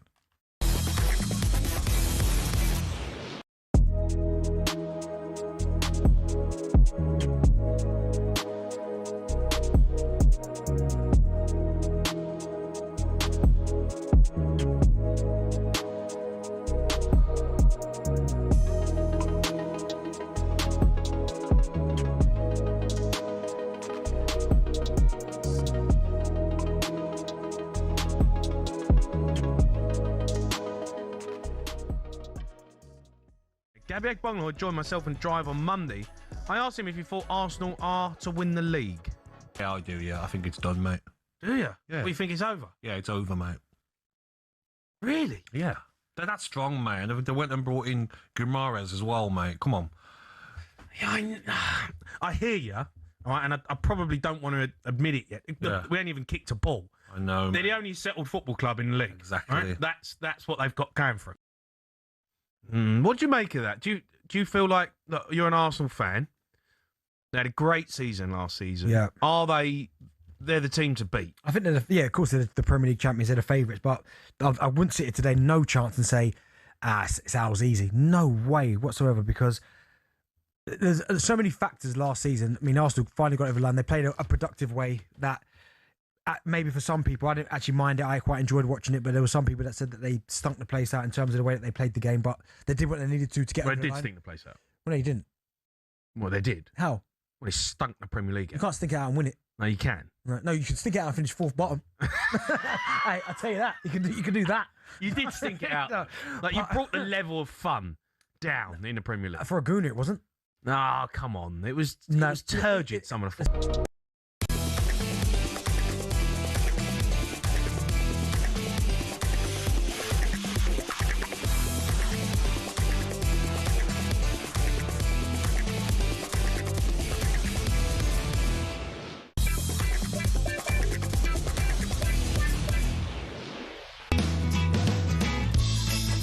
Daniel says, thinning hair-based footballers, lads. Mark Combe over Mars. Trevor Widow's Peak. Go on then. Why not? Come on. We'll do half an hour of that. 8:10:89. Max Rushden. Bobo Balday. Well, that's good, eh? Got any? Steve Bald. Can't put me on the spot like that. Okay. No, I've got nothing, Max. Let's do some Fitbar. Comedian, podcast, host of the RGC Celtic podcast, friend of the show, boss of Jim Burke joined us. Hey, how are you, Jim? How we doing? Listen, lads, let's get this on the table right away. I'm not entirely sure that me being on here isn't scabbing now that you've dumped my very good friend Justin Moorhouse. Oh, no. We have not dumped your very good We friend. haven't dumped him. He's on. But what's happened is we have had a new quiz foisted upon us. Not out of choice. I thought, and I think we both thought, 14 years of this meant we had a say in the editorial. Right, yes. In many ways, the fact that we no longer have any responsibility for the programme may be a positive. Yes. None of this is now our fault. But there is a brand new quiz at 1:15 that neither Barry, Justin, nor I know anything about. Well, I'm very pleased that you both very dryly fingered Reese as the man behind it. Yeah. But he was. Yeah, I might have phrased it in a different way, Jim, but I take your point. Anyway, should we move on? What's happening in Fitbar? I mean, obviously, as we established earlier in the programme, I've not been paying any attention to anything, but I've noticed that Rangers have started absolutely terribly. So perhaps harsh of us to get a Celtic fan on to crow. Is it too early to crow? Oh, aye, very, very much so. But there's a quote one of our legends, Paul McStay. Finally, there's a bit of a buzz about the place because who knew that spending, in Scottish terms, good amounts of money on players with a bit of quality would improve the team? I know it's a bit of a departure from the norm, but yeah, that's what we've done. We've spent a bit of money on Casper Hu and Camilo Duran. Brought in somebody who looks like a very, very tidy midfielder, Bauer. So, yeah, it's, so far, so good. And obviously the meltdown across the river from Celtic is always welcome from the green side of the city. And, Jim, it's Scottish League Cup today, round of 16, and Rangers are playing St Mirren. I think you think St Mirren might beat them and could add to... Rangers' woes at the start of the season? I think it's one of those things that I get the feeling that the mood across the city mentally is quite fragile. If St Mirren get an early goal, you know, that it won't take much for the stadium to get on top of the players. And so far, they haven't really shown that they've got that mental strength to kind of put that to the side and get on with doing the job of getting the game won, because I mean that's I know you, especially Max, you've got a very low opinion of Scottish football, Max. I know that. How dare you, Jim? I know that. I'm just very time poor. It doesn't mean I don't think it's good. I just don't know. Listen, we found out for that quiz that Scottish football isn't the only thing that you're very time poor on. Do you know what I mean? We got through golf, cricket, anything that wasn't top ticked of the Premiership. You were... Listen, I'm angling for a move to talk space. That's what I'm angling for. Can do that. What was the question? I've forgotten the question. The question was, will St Mirren beat Rangers today? I think there's every chance. I think there's every chance because, as I say, I think the odds are like 41 for St Mirren to qualify, and I think that's I think that's definitely got the potential. Because believe it or not, I don't know if playing at Ibrox would help Rangers, because I mean I've seen it back in the 90s with Celtic. And at different times with Celtic, is that when you're in that kind of place where you've not been convincing, it doesn't take long for people in the stand for them to get very twitchy. And then once that, the great thing when you've got 60,000 fans when they're on your side, that's brilliant. But when you've got 60,000 people kind of moaning at every misplaced pass and all that, well, that brings a different kind of pressure. And I'm not entirely sure that so far, as at least Rangers players have shown that they've got the cojones to put that to the side and just get on with playing the game. Jim, Scotland still don't have a manager since Steve Clark left after the World Cup. Sebastian Pocognoli, excuse me. Big Al's with us. Sebastian Pocognoli, a 39-year-old Belgian who's previously managed Monaco and Union Saint-Gilloise in Belgium, is being linked with the job. Would you have any issue with Scotland having a foreign manager? Absolutely not. I think something that we spoke about during the World Cup and that was adding to our fearometer was the fact that Tuchel wasn't part of the culture. That, you know, he wouldn't really give a monkeys what Martin Samuel in the Daily Mail and Henry Winter and all of the number ones were saying that he would just be focused on the job. I'm hoping that he became part of the culture at quite a critical time. Yes. Well, I said at the time, all that happened was that you did a Scotland right at the very end in terms of bed soiling. Yeah. Do you know what I mean? Yeah. Now, I'm hoping that there's an expression in Scottish football, they call them the Largs Mafia. Well, you know, Largs was a kind of coaching centre where a lot of players and got their badges and their kind of a mythology grew up round about it. And I'm kind of hoping that somebody who's not part of that culture, I had a wee read up on him when he was linked, and he seems to have, you know, it's a culture of pressing high. I think he plays three at the back, according to the BBC site, plays three at the back, but very front foot football.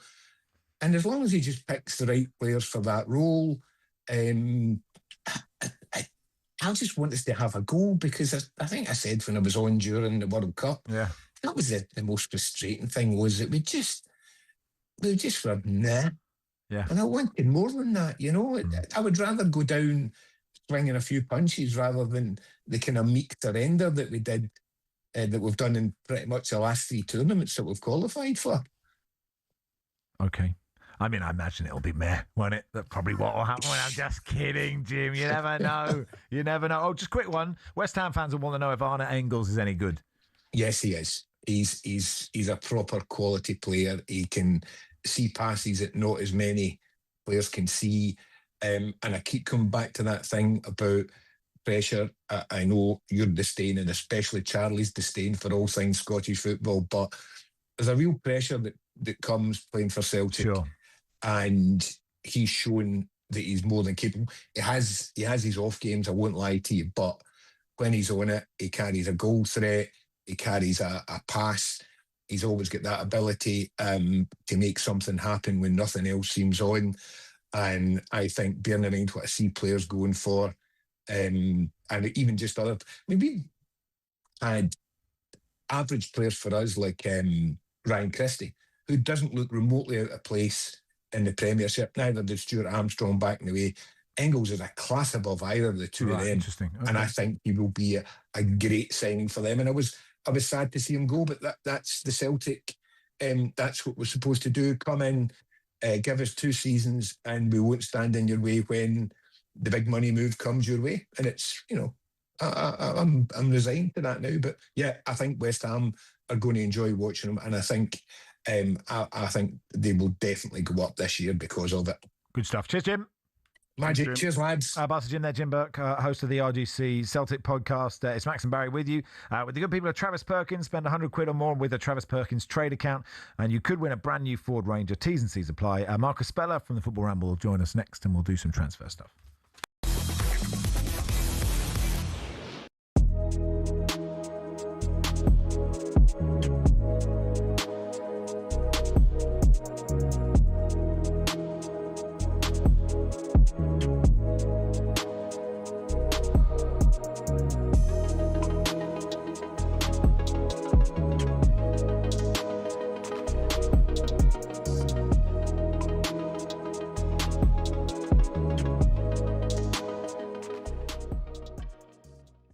The way he was bullying Pacho, he was terrorising that defence. Did he miss chances? Yes, he did.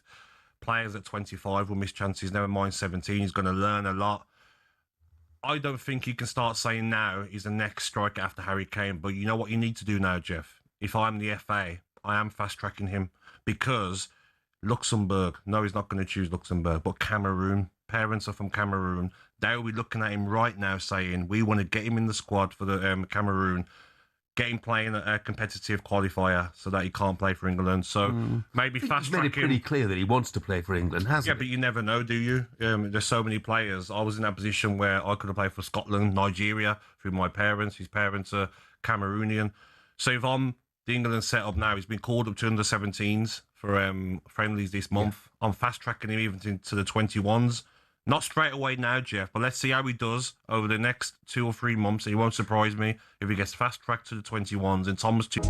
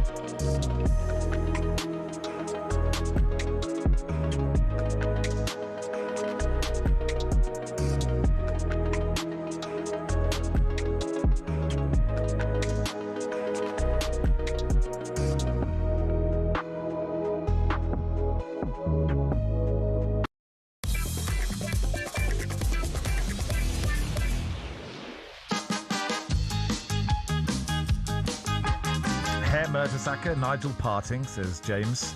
Quite a few of these are quite good. Jim, Buzz Cootie Romero, Chrome Dome, Nick Matteo, Magnus Slap Headman, Gary Monkcut. Thank you so much for all of those. Let's bring what a monk cut is called. That traditional monk. The Friar Tuck. Yeah. Yeah. No, tell me. Tonsure. Tonsure. Oh yeah, that's correct. I think Every day is a school day, Max. Well, I knew it. I just couldn't remember it. I went to a monastic boarding. How were the monks? None of them had tonsures, actually. Really? They're all frauds. They're not great. Otherwise, a great bunch of lads. Non-bald frauds is what they were. Let's talk to Marcus Bella from the Football Ramble. Hey, Marcus. Hello, chaps. Good to be with you as always. Nice to be with you too. Where do you want to? What do you want to start talking about, Marcus? Oh, I'd like to know more about Barry's education, if I'm honest. Well, while my Irish equivalent of the A-levels were not quite at Jake Humphrey or Jeremy Clarkson standards of abysmalness. Right, okay. I don't like to talk about them. Right, fair enough. You didn't do so badly, you get a tweet out of it once a year telling other people, don't bother with your education. Yeah, good stuff. Because you might get lucky somewhere down the line. Congratulations if you have an Arga or a farm, despite getting no A-levels. But, if you are 17, maybe try and get some. It probably will help you in life, I would say. Yeah. But, if you don't get them, it's also okay. Are you excited for the Community Shield, Marcus? You can be honest. Hugely excited for the Community Shield. It's nice to have two Premier League sides playing in Wales again, because obviously they can't play at Wembley, because the Weekend are playing a concert there. Is that right? Yeah, apparently that is. Who? That is the Weekend. The Weekend. There we are. Finger on the pulse. And they're right. Quite apart from the fact that I haven't heard of them. It's not because it's the Weekend. It is. It's confusing for you, right? It's the Weekend. They're called. Oh, they were the band famously introduced by Daniel Craig, right. wasn't it? The Ladies and Gentlemen, The Weekend. Yes, and that became a meme. It did. Yeah. Right. I didn't realise they were big enough to fill Wembley. Well, and to confuse you even more, it is actually just one man. It's not a band. Okay. The Weekend. Yeah. So there we are. So good to tie that up, I think, before talking about the Community Shield. I feel like Abraham Simpson. I am. I'm looking forward to it. Won't be there because I'm going to see the Weekend. No, I am looking forward to it. I think there'll be a lot of. There is already a lot of chat. People saying, "Oh, what sort of kind of psychological blow will this be to Arsenal and Man City?" We thought this about the League Cup final, lest we forget, last February. Yes, we did. Yeah, we really did. Psychologically, that was going to make a big difference to the title race. Yes, and all that seemed to happen there was psychologically, Man City managed to push Arsenal a little bit further than maybe we thought, but Arsenal still won the league. So I don't think this match will have any bearing on what will happen in the Premier League. However, as football fans, we do like to squeeze anything we can from a game like this, which ultimately doesn't really matter that much. But it will be interesting to see a few players that have joined Arsenal and Man City this window. It'd be nice to see. Well, I say nice to see. It'd be interesting to see Elliot Anderson feature for Man City. I'm sure he would, and Bruno Guimaraes for Arsenal. So that's really, I think, what a lot of fans will be looking at here. As I say, I don't think this will have any bearing on the title. But Enzo Maresca filling Pep Guardiola's shoes is a fascinating one. I don't think there's anybody who was more suited to taking over from Pep Guardiola, even though Maresca has a lot of critics, certainly from Chelsea fans as well. But we thought that Alex Ferguson was indeed a tough act to follow. Arsene Wenger, less so, but it proved to be. Pep Guardiola is perhaps the toughest act one could follow. As I say, though, we will find out a teensy tiny bit more about what Maresca will be offering Man City fans this season. I was sort of thinking, Marcus, apart from Arsenal and City fans, it's probably Newcastle fans will be tuning into the Community Shield and sort of here's what you could have won vibe, because Elliot Anderson will be playing for City. They had him. They had to offload him to, meet PSR rules, and probably offloaded him for far less than they could have got. And Bruno Guimaraes obviously would be playing for Arsenal, which leads me to Newcastle, who are having an odd, I'm going to say bad summer so far, bad window. There's a lot of their fans seem genuinely concerned they might go down. Would you share that view? I think it'd be quite fanciful to say Newcastle United would go down. I mean, obviously, I'm not a fan of the team, so I don't feel it like they do. I wouldn't have them as contenders for relegation, if I'm honest. I think that there has been a lot of change there. There's no doubt about that. I have heard one or two Newcastle fans say, well, at least they've got better at selling players. So, to try and spin some kind of positivity from it all.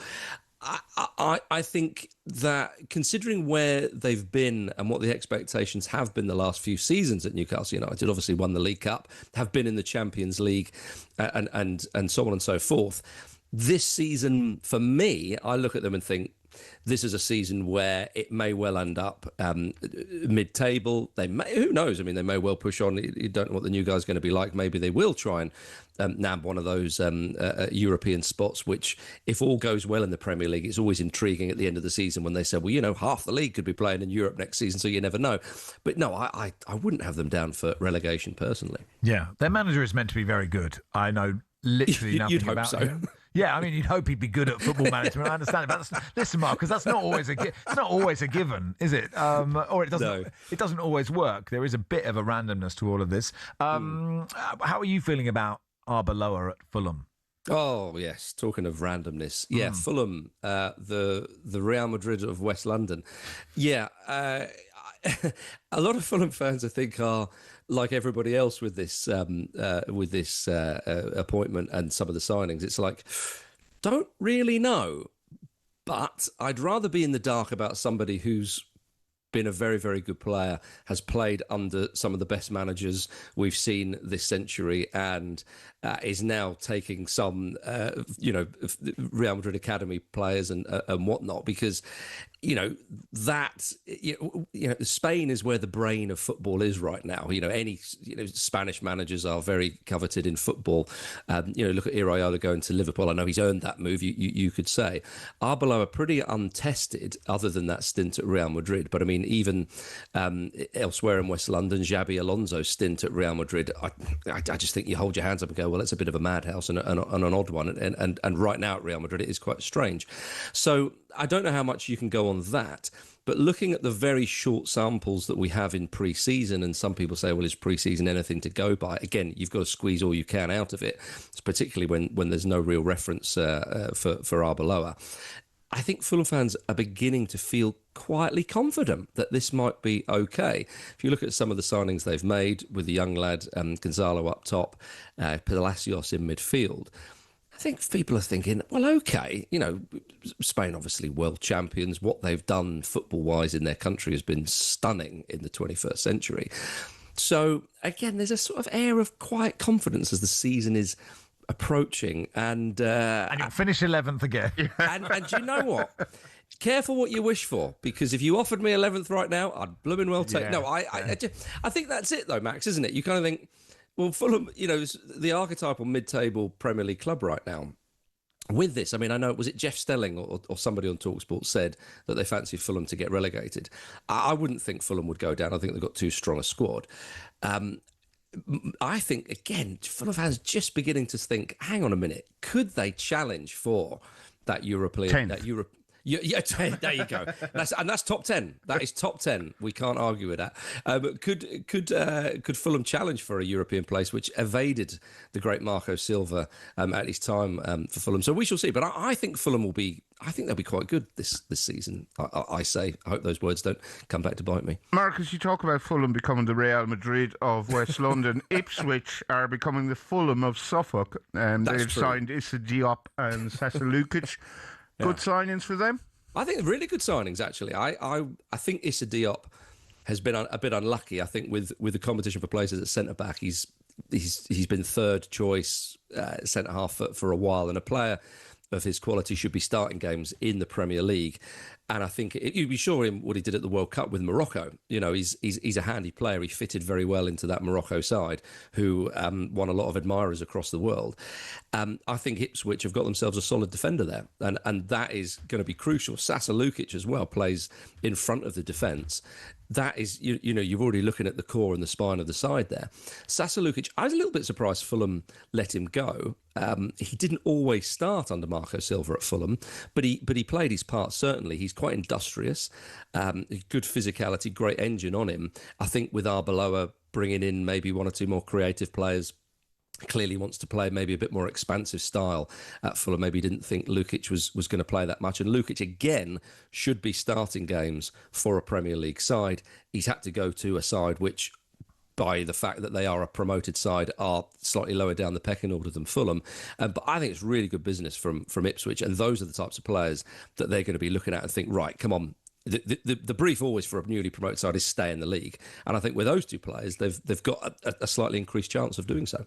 Thanks for coming on, Marcus. Have a tremendous day. Thanks, appreciate it, chaps. Marcus Beller there from the Football Ramble. It is Max and Barry with you until 1:30. Just watching Kevin Phillips on TV. He's got an excellent beard. He's looking very distinguished. He's looking like a tiny Russell Crowe. Yeah, I think. If there was a mullet, ducktail mullet. No, not ducktail. The one where it curls. Yeah, like sort of, under it's got a sort of whoof at the back, and he's salt and pepper now. And I think if they were to make a movie where Russell Crowe had a miniature version of himself, mini Russell next to him, I think Kevin Phillips could be in line for it. And then it would the baddie would still be McAnuff beside him. him. And he's obviously looking Silver Fox. incredibly Silver Fox. Yeah, maybe. Well, if Sky are after Silver Foxes, the remontada, it could happen. Obviously Niall Quinn would be the evil baddie in the Russell Crowe Kevin Phillips movie. We'll talk some West Ham next. It's Max and Barry with you till 1:30.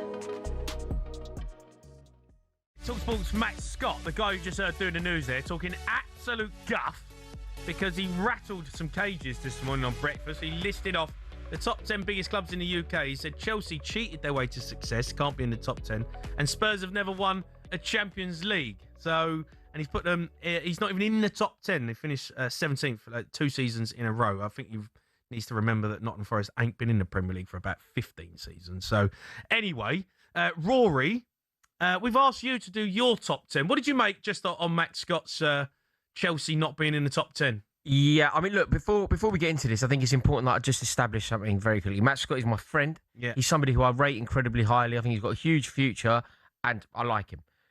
It is one of the worst things I've ever heard in my entire life, though. All of that being said, now I think we can just go for the jugular, be completely honest. Yeah. It gave me a migraine. Yeah. I feel like listening to that list, I've lost IQ points. Having heard that, I'm now thicker because it is the worst list I've ever heard of anything. No, there's some bad takes on talkSPORT, and we're all likely to come out with some nonsense every now and then.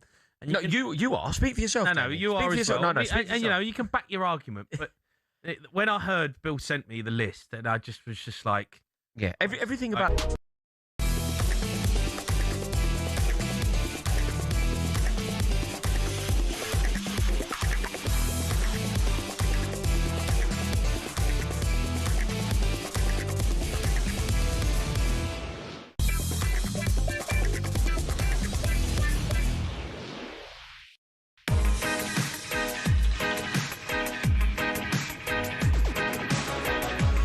Good afternoon, it's Max and Barry with you on the warm until 1:30. Let's do some West Ham with the Sun Sports. Will Pugh, West Ham fan. Hey, Will, how are you? How you getting on? Yeah, good. I mean, normally we only get you on when West Ham are doing terribly, so I suppose it's sort of 0 points so far this season, but you can't complain, we still joint top of the league.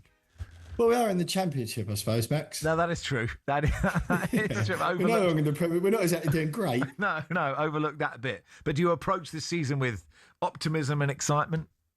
I think you've known me long enough now, Max. I rarely do that. No, I'll be honest. I really used to enjoy it when I was looking forward to watching the Europa League or Conference League draws and West Ham were involved. So I have found it somewhat difficult to be too enthused by another season in the second tier of English football. But here we are. Yeah. We did have Barca Jim on earlier, a Celtic fan, who's telling us that Arne Engels is excellent. So that's good. Yeah, excellent. I mean, he can't play today, but yeah, by all accounts. I mean, there's just general, sort of joking aside, there is some general concern at the moment. Obviously, all the stuff in the boardroom, all the drama in the boardroom at the moment with Kretinsky and the Staveley and the takeover that is or isn't.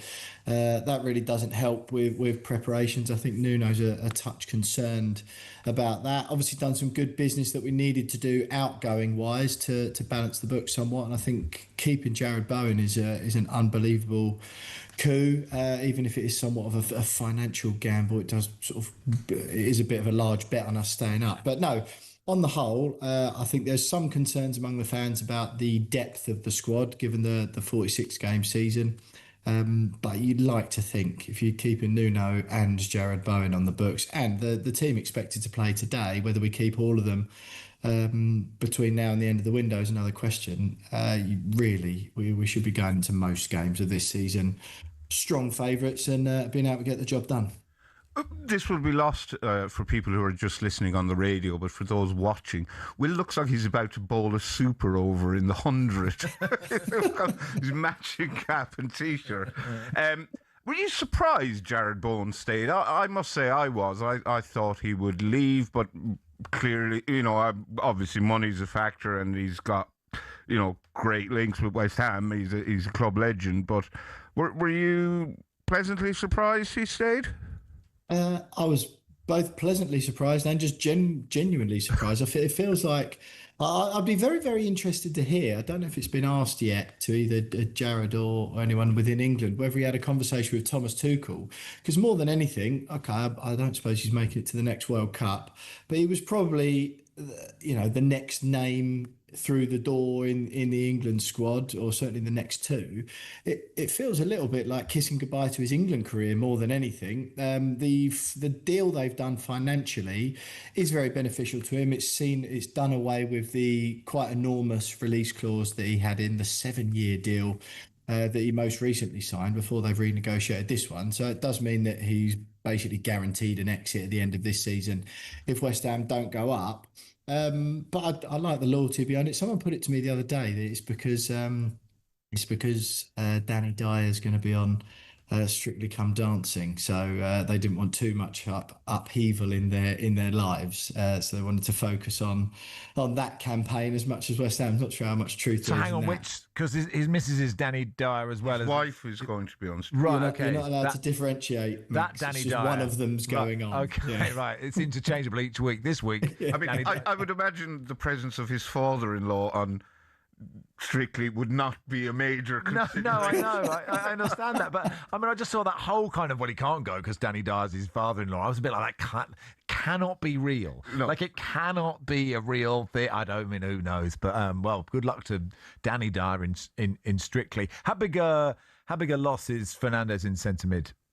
I thought that was going to be a Strictly question then, Max. How do you think Josh Widdicombe will go hosting Strictly? And I think he'll do an excellent job. He is a huge loss. It was a no-brainer. He was going to leave. I think if we'd stayed in the Premier League, he would have left anyway. He's an outstanding talent for his age. And like I say, with the huge hole in the finances, there would have been a fire sale over the summer anyway at West Ham. Fernandes was one of those names going one way or the other, I think. He's a great talent. But I think, I mean, James Ward-Prowse and Thomas Souček looks like it might be the starting midfield. Freddie Potts going as well. I think it was more of a surprise to fans, but again, quite a decent deal there. Quite a lot of money through the door for an academy product.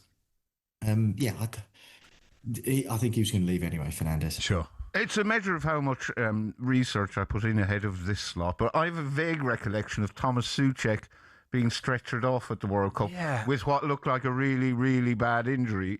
Clearly it's not as bad as it looked at the time, is it? No, I think it's quite bad. I think there was suspicions at first it was a bone break. That hasn't proven to be the case. He won't be available, certainly for the first few games of this season. But yeah, I think his return date is probably a little bit sooner than people anticipated when they saw the nature of the injury. But you are right. So excellent research, Barry. Well done, Barry, for remembering something that happened in the World Cup. And the vibes at the London Stadium, what do you think they'll be like? I mean, is it just as long as West Ham start well, it'll be fine? What's your hunch?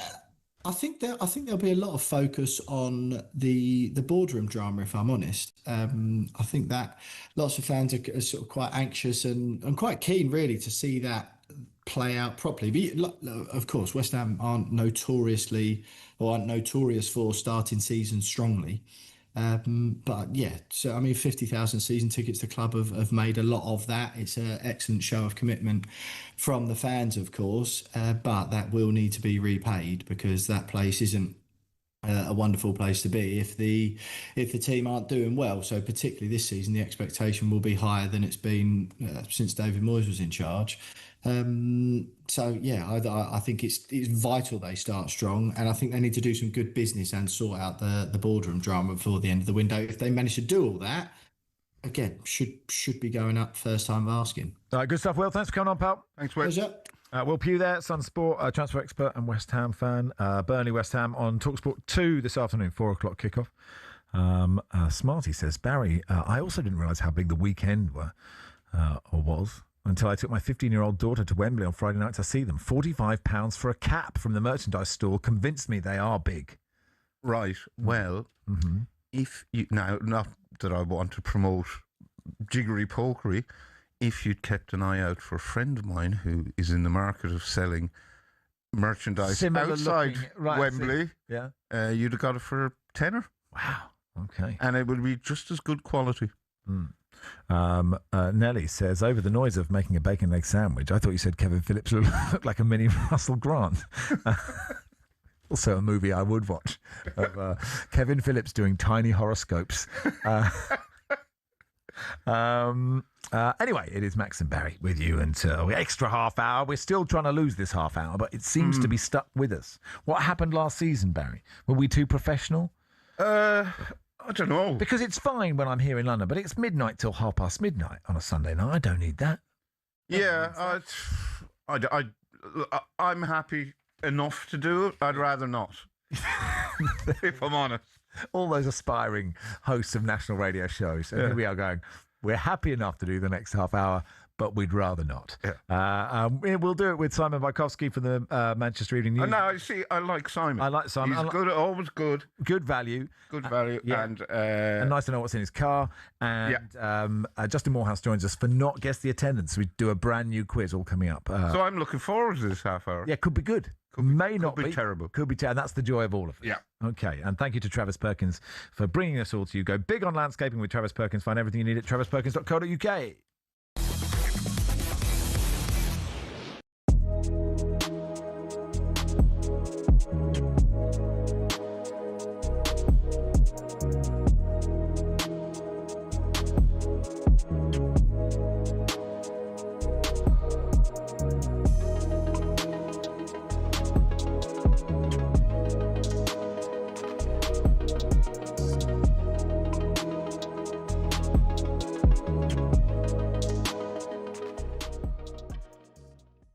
There's a bit of housery about it, and since Cucurella's gone, I kind of like that housery. Oh no, I think it's a great quality. I think if you're talking about a footballer strictly on the pitch here, and you use words like he's snide, he's snarling, he's aggressive. These are good words to use about a footballer.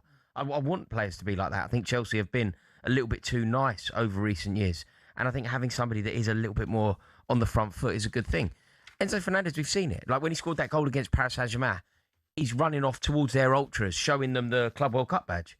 Whenever we play Manchester United, he's got Mason Mount round the throat. Like he understands what Mason Mount's relationship with Chelsea fans is, and he leans into that. There are qualities to Enzo Fernandez, no doubt, but I'd 100% want him out of the club and 100% take the money. Okay, Sean? I totally agree. I do like him as a footballer, but his heart's not in it. And from the minute he started to tout himself around in terms of I want to play for Madrid. You know what? Guess what? Go. The player I want to see fit is Lavia. Now, when I don't think you remember between towards the end of December 2024, we almost went to the top of the league. Dear Kitmen, we see you. We appreciate your work. While some fans reckon it's just hanging up shirts in dressing rooms, we know it's so much more. A football team's kit is its identity, its uniform, what sets it out from the rest. But it doesn't clean itself. That's not just the shirts, it's the shorts, the socks, the training gear, the boots, the other bits we sort out behind closed doors. Who's the one digging around in that smelly, stinky laundry basket at full time? Yeah, it's the kit man. They have a lot to work on in a week, from laundry, fixing damaged kit, repairing holes, cleaning boots. Then they pack the van and take everything they need off to the stadium, ready for game day. They don't get a lot of help when they get in the ground too. Kitmen are the ones unloading a full squad's worth of boots, kit, medical bags, and all the bits the players and coaches will need between the start of the day and switching off the floodlights at the end of the day. First thing they do is organise each player's kit, make it easily accessible in order to avoid any dramas on match day. Once everything's in the right place, it's into the dressing room, lay everything out, put players' nameplates on the right locker, all the things you don't even think about on a match day. Once the players arrive, if anything needs doing, they call the kit man. In the meantime, it's on the kit man to help set up for the warm-up. The coaches don't always have time to lay out all the cones and put the balls in those weird triangle piles you see. As the warm-up is underway, the kit man then becomes a glorified ball boy, chasing stray shots and passes, making sure they aren't lost in the crowds. They eventually do the tidying up too, getting everything off the pitch before kick-off and assist the ground staff with any last-minute things they may need. After that, it's last call for the players. Then, at kick-off, they can breathe a sigh of relief for a few minutes, sit back and watch the game, enjoy the fruits of their labour. At half-time, check everyone's okay and everything's as it should be, and then wait for full-time. Once the final whistle's gone, it's time to pack everything down, get the stuff that needs to be washed in the laundry, pack up the van, back to the training ground, and ready to do it again next week. Of course, each club differs, and different staff members will have different responsibilities, but we pay tribute to all of those who do it, whether it's the glitz and glamour of the Premier League or a cold Tuesday night in Stoke.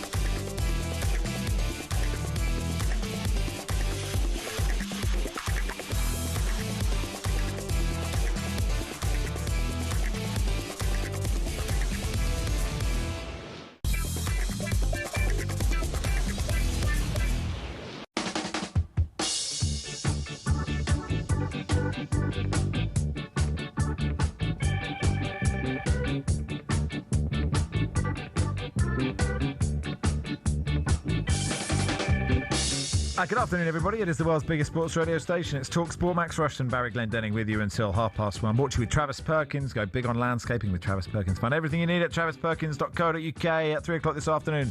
Arsenal versus Manchester City in the Community Shield is live on talkSPORT. Natalie Sawyer will be your host for that. Sam Matterface, former England captain Stuart Pearce, your commentary team. So how will Man City fare? Under Enzo Maresca, let's talk to Simon Wajkowski, the Manchester City correspondent of the Manchester Evening News. Simon, welcome. Hi.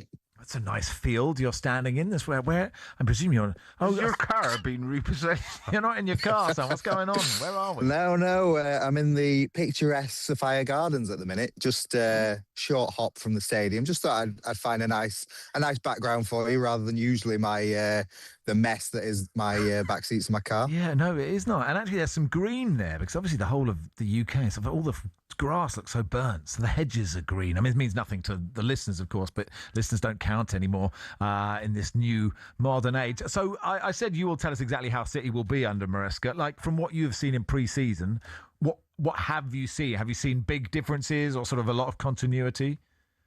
Do you know what? I've seen kind of very clear idea from Maresca of how he wants them to play, and obviously he's spoken to us about that as well, and also very clear kind of instructions from the players. They seem to have got his messages loud and clear. He's obviously kind of a Guardiola disciple, so he wants possession football, but Antoine Semenyo was saying how much he's excited because the wingers are going to stay high and wide, and the idea is just going to be to kind of get the ball to them as often as possible and then sort of take on the man. He wants as many players as his team as possible to, beat players 1v1, take them on and beat them. And that's the way he kind of, Maresca sees this City team as kind of beating opposition that press them, as so many have been doing over the last 2 years. So I know he's not quite got the reputation for it, but it's set up that City should be a very entertaining team to watch this season.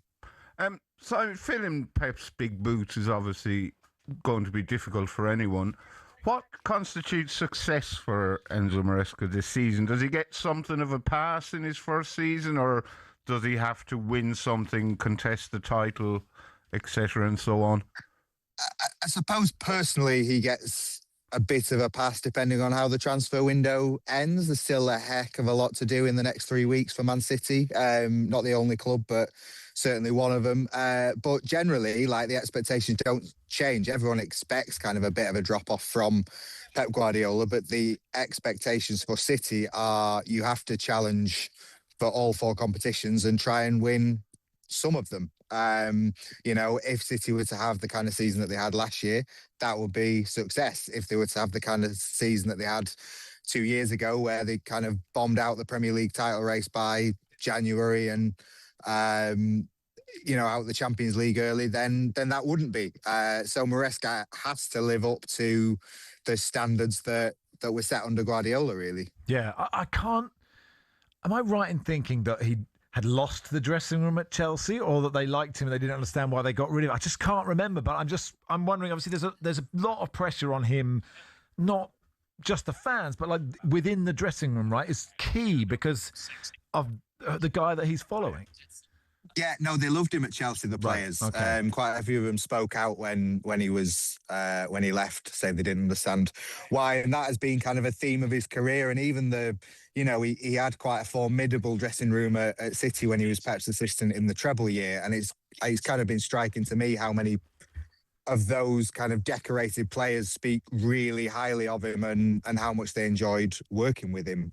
Slightly different when you're a boss and an assistant, but he seems to have carried that on. So I don't think getting the players on side will be a problem. They've certainly very much enjoyed the first few weeks of working under him. I guess it's more kind of the fans and the outside noise that he will have to deal with.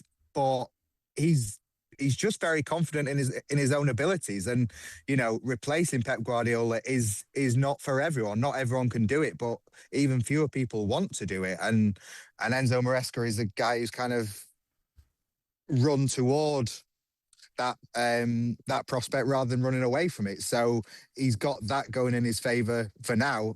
Obviously, we'll see how it pans out on the pitch, and that's where he'll be judged. But he's certainly confident going into it. Simon, John Stones is gone, Nathan Ake is gone, Bernardo Silva's gone, Rodri's expected to go. Will they be big losses, or are they easily enough replaceable? And this is also going to be a big season for Phil Foden, who had a rough time of it last season. Do you expect him to step up? I think he has to. You know, we were here 12 months ago with Phil Foden where he'd not had the season that he wanted, and he was kind of saying, yeah, I need to have this big season. And it looked like it was happening the first few months, and then he tailed off again and didn't make the World Cup squad. So it has to be a big season for him. This dressing room has lost a lot of experience. Even, you know, John Stones barely played last season, but he was such a big figure in the dressing room. Nathan Ake, Bernardo Silva, Roderick, like you've lost your captain and one of your vice captains. There is a lot of experience to fill, and you know, Elliot Anderson, there's excitement from City at the fact that they were able to sign him, but he's not necessarily going to fill that leadership void. Can Phil Foden step into it? You know, Enzo Maresca's told us he wants kind of an English element in his leadership group. There's Ruben Dias, there's Erling Haaland. Does Phil Foden step into it? Does Mark Gay, former Palace captain, step into it? And then you're kind of talking maybe Josko Gvardiol or a few other players. So it's a very young team, which City obviously needed because they got on the wrong side of that balance of youth and experience, but they've got to kind of keep some experience in the building because they've lost a lot this summer. So that as well is why it's going to be interesting what happens in the last few weeks of the transfer window. Yeah, what do you expect to happen? A lot. Yeah, loads going on, really. Tijani Reinders has agreed a fee, a move away. Savinho is expected to join Spurs. I think there could be a few other departures potentially. Rodri, obviously. City want to replace anyone that leaves on top of bringing Ayoub Bouadi in from Lille. So that is Bouadi plus a Rodri replacement, plus a Reinders replacement, plus a Savinho replacement, plus any other business that goes on. So there are a lot of kind of significant deals for players that you would expect to be in and around the first team that are still to be done.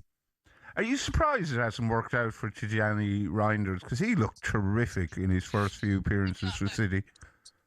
Yeah, it's a strange one, really. I think he struggled last season, and then there was obviously a time towards the end with Pep Guardiola where he just kind of said, okay, I'm focusing on these players that are going to start every match and forget the rest kind of thing. And Enzo Maresca's spoken about it's difficult. It has been difficult to try and convince people who had made their mind up to leave to stay. I think it's always it's a funny signing all round because City will make their money back on him. And so do you class that as a success? I'm not sure. I think it's always seen as a disappointment when a player leaves after just one season.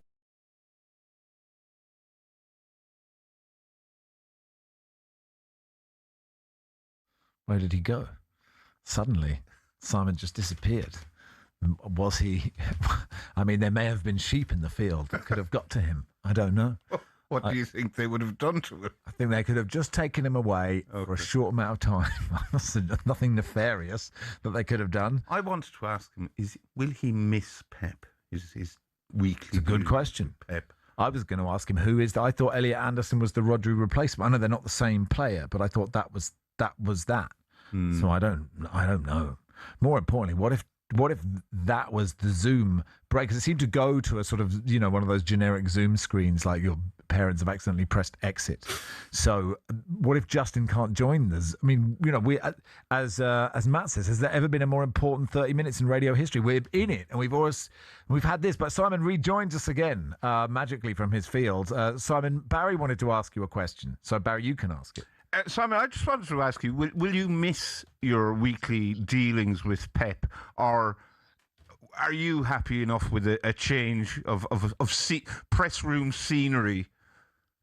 I won't miss my meetings with Pep as much as he will miss his meetings with me, I'm sure. The correct answer.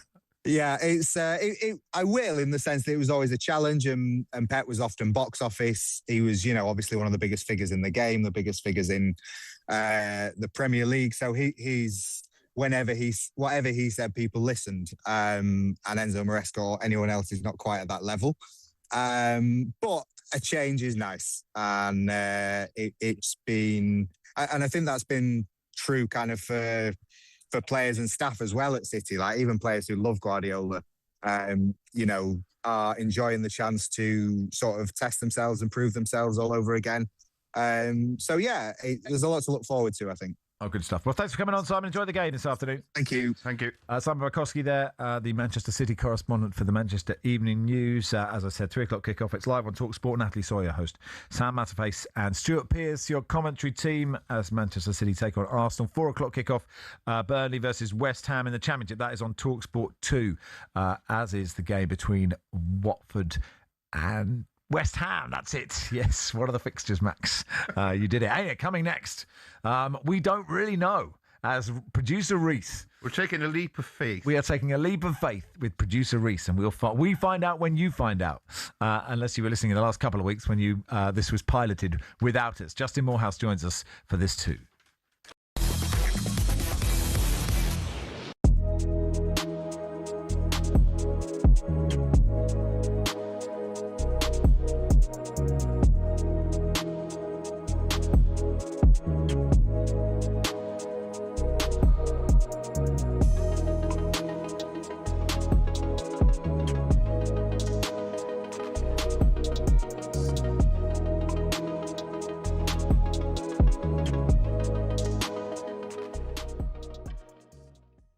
What, €1 for one Prem? Yeah, all right, right.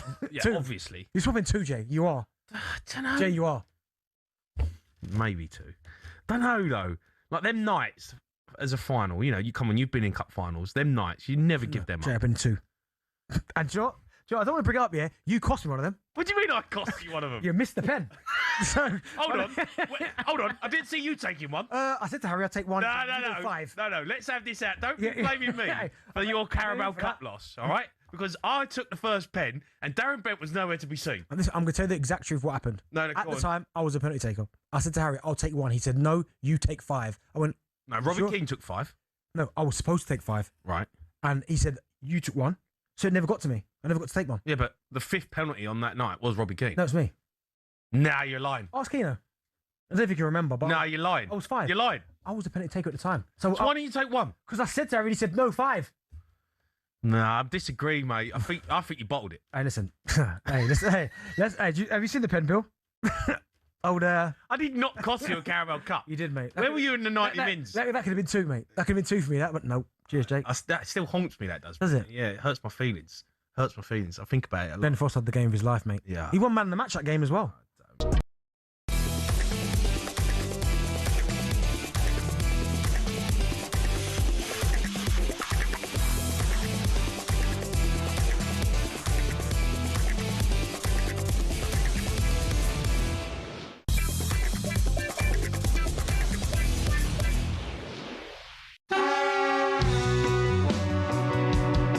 Well, here we go. Deeply controversial. I'll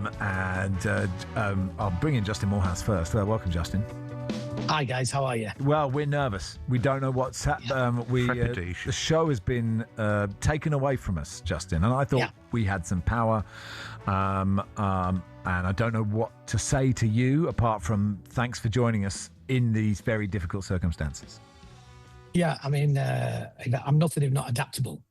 I see. So you're open-minded. I don't think I've seen you do stand-up, Justin. You're very good at working a crowd. You're quick on your feet, which makes me think you'll probably do well at whatever is about to happen. Yeah.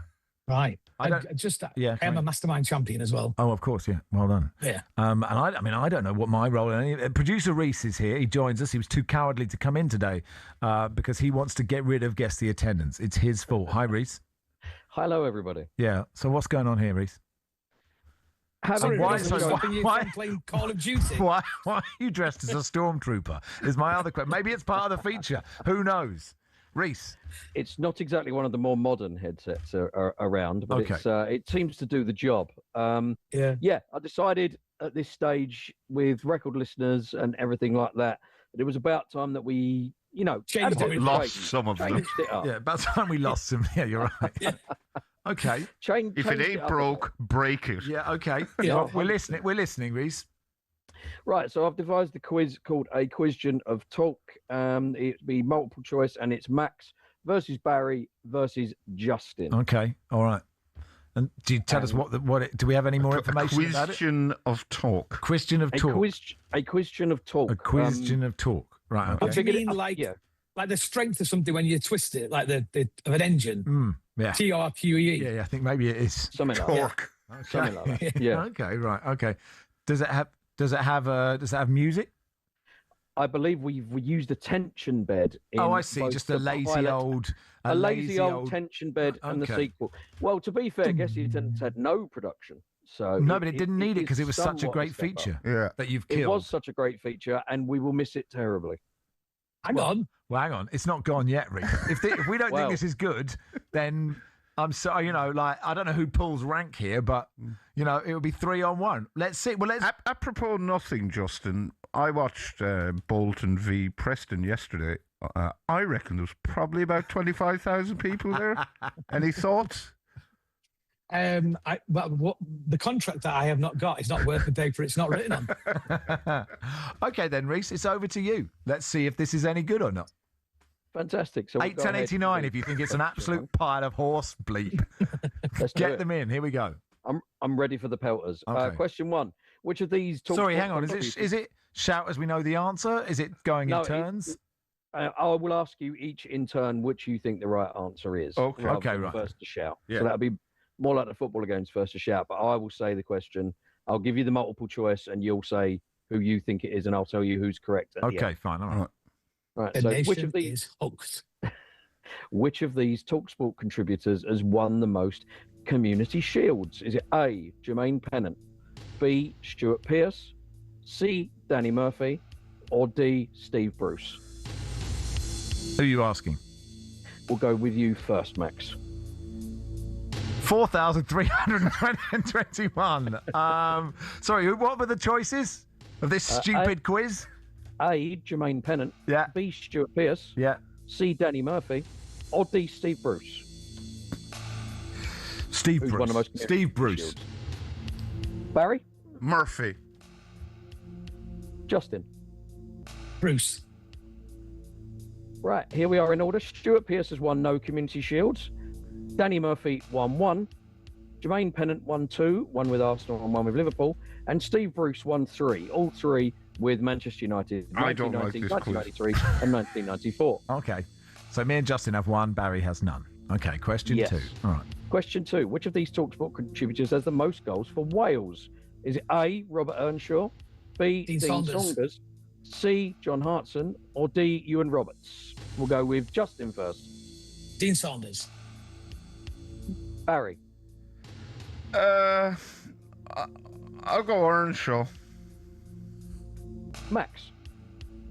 17,120. You're taking this really well, mate. Justin was so certain, so I'll go Dean Saunders. Right, so Ewan Roberts got no goals for Wales. John Hartson got 14. Robert Earnshaw got 16, and you are correct. Dean Saunders got 22 goals for the Welsh national team. Nelly says we want attendance back. I said we want attendance back. Daniel says Reese out. George says rubbish quiz. Carry on, Reese. All right, our third one. Which talkSPORT contributor is this? They began their career at Manchester City in 2010, staying until 2012, not playing or scoring. They were loaned out to Leicester and Burnley. Hang on. This is the footballer game, Reese. You got to just chuck in the footballer quick game. one in the middle. There's a quick one in the middle. All right. Alan Brazil. Bit of variance. Start again? Nope. Start again. He started at Manchester City. He was loaned out to Leicester and Burnley. He then went to Burnley for 10 years permanently, then spent 3 years at Brentford. Ben Mee. And it is Ben Mee. So what? Do I get a point, or do you throw that to Barry and Justin? You get a point. No, you get a point. Okay, we just throw a little bit. You'll notice we didn't do a footballer game earlier, so I thought I'd throw a little one in there just fine. now. Okay, fine. All right, question Reece, 4. Are you off work, like, medically ill?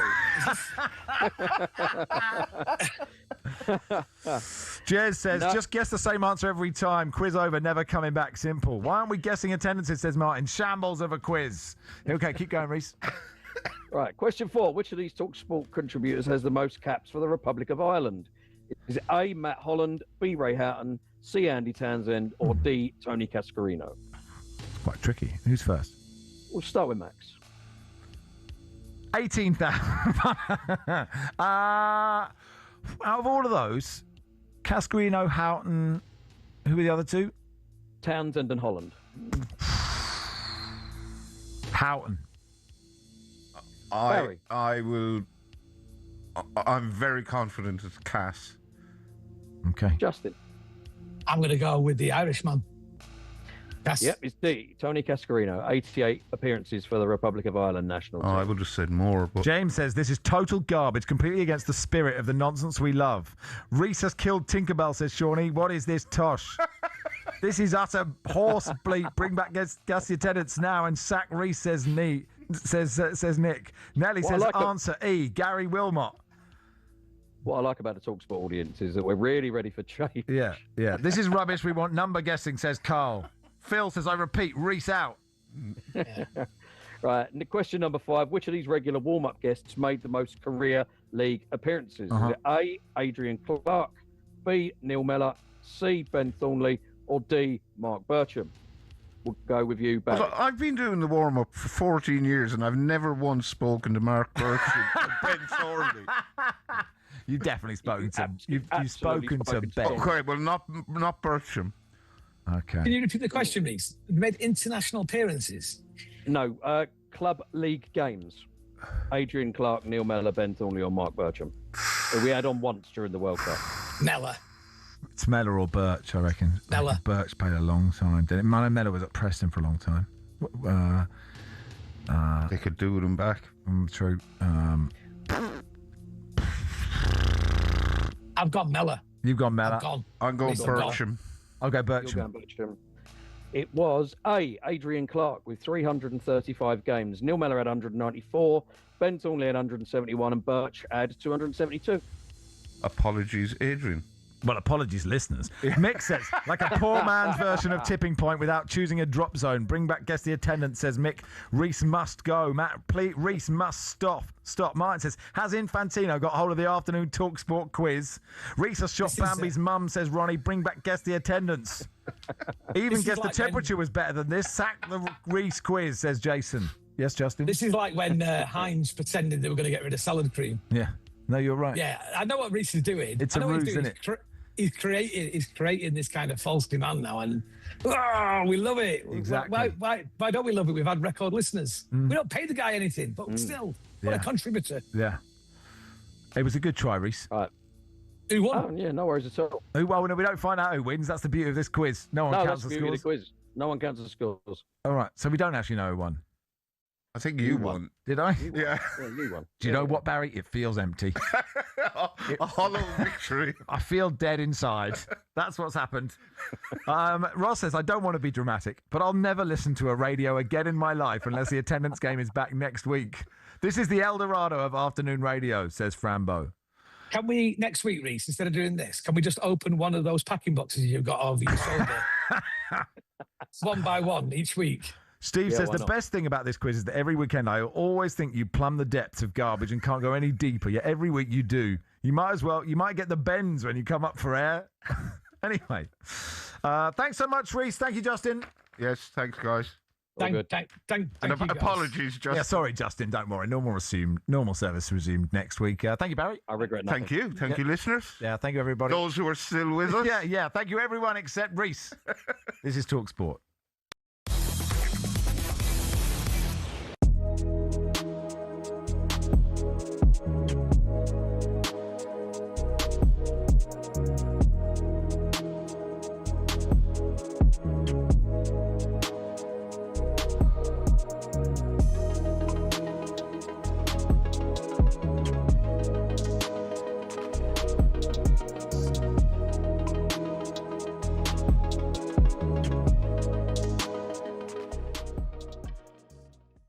Who's winning the title? Don't know.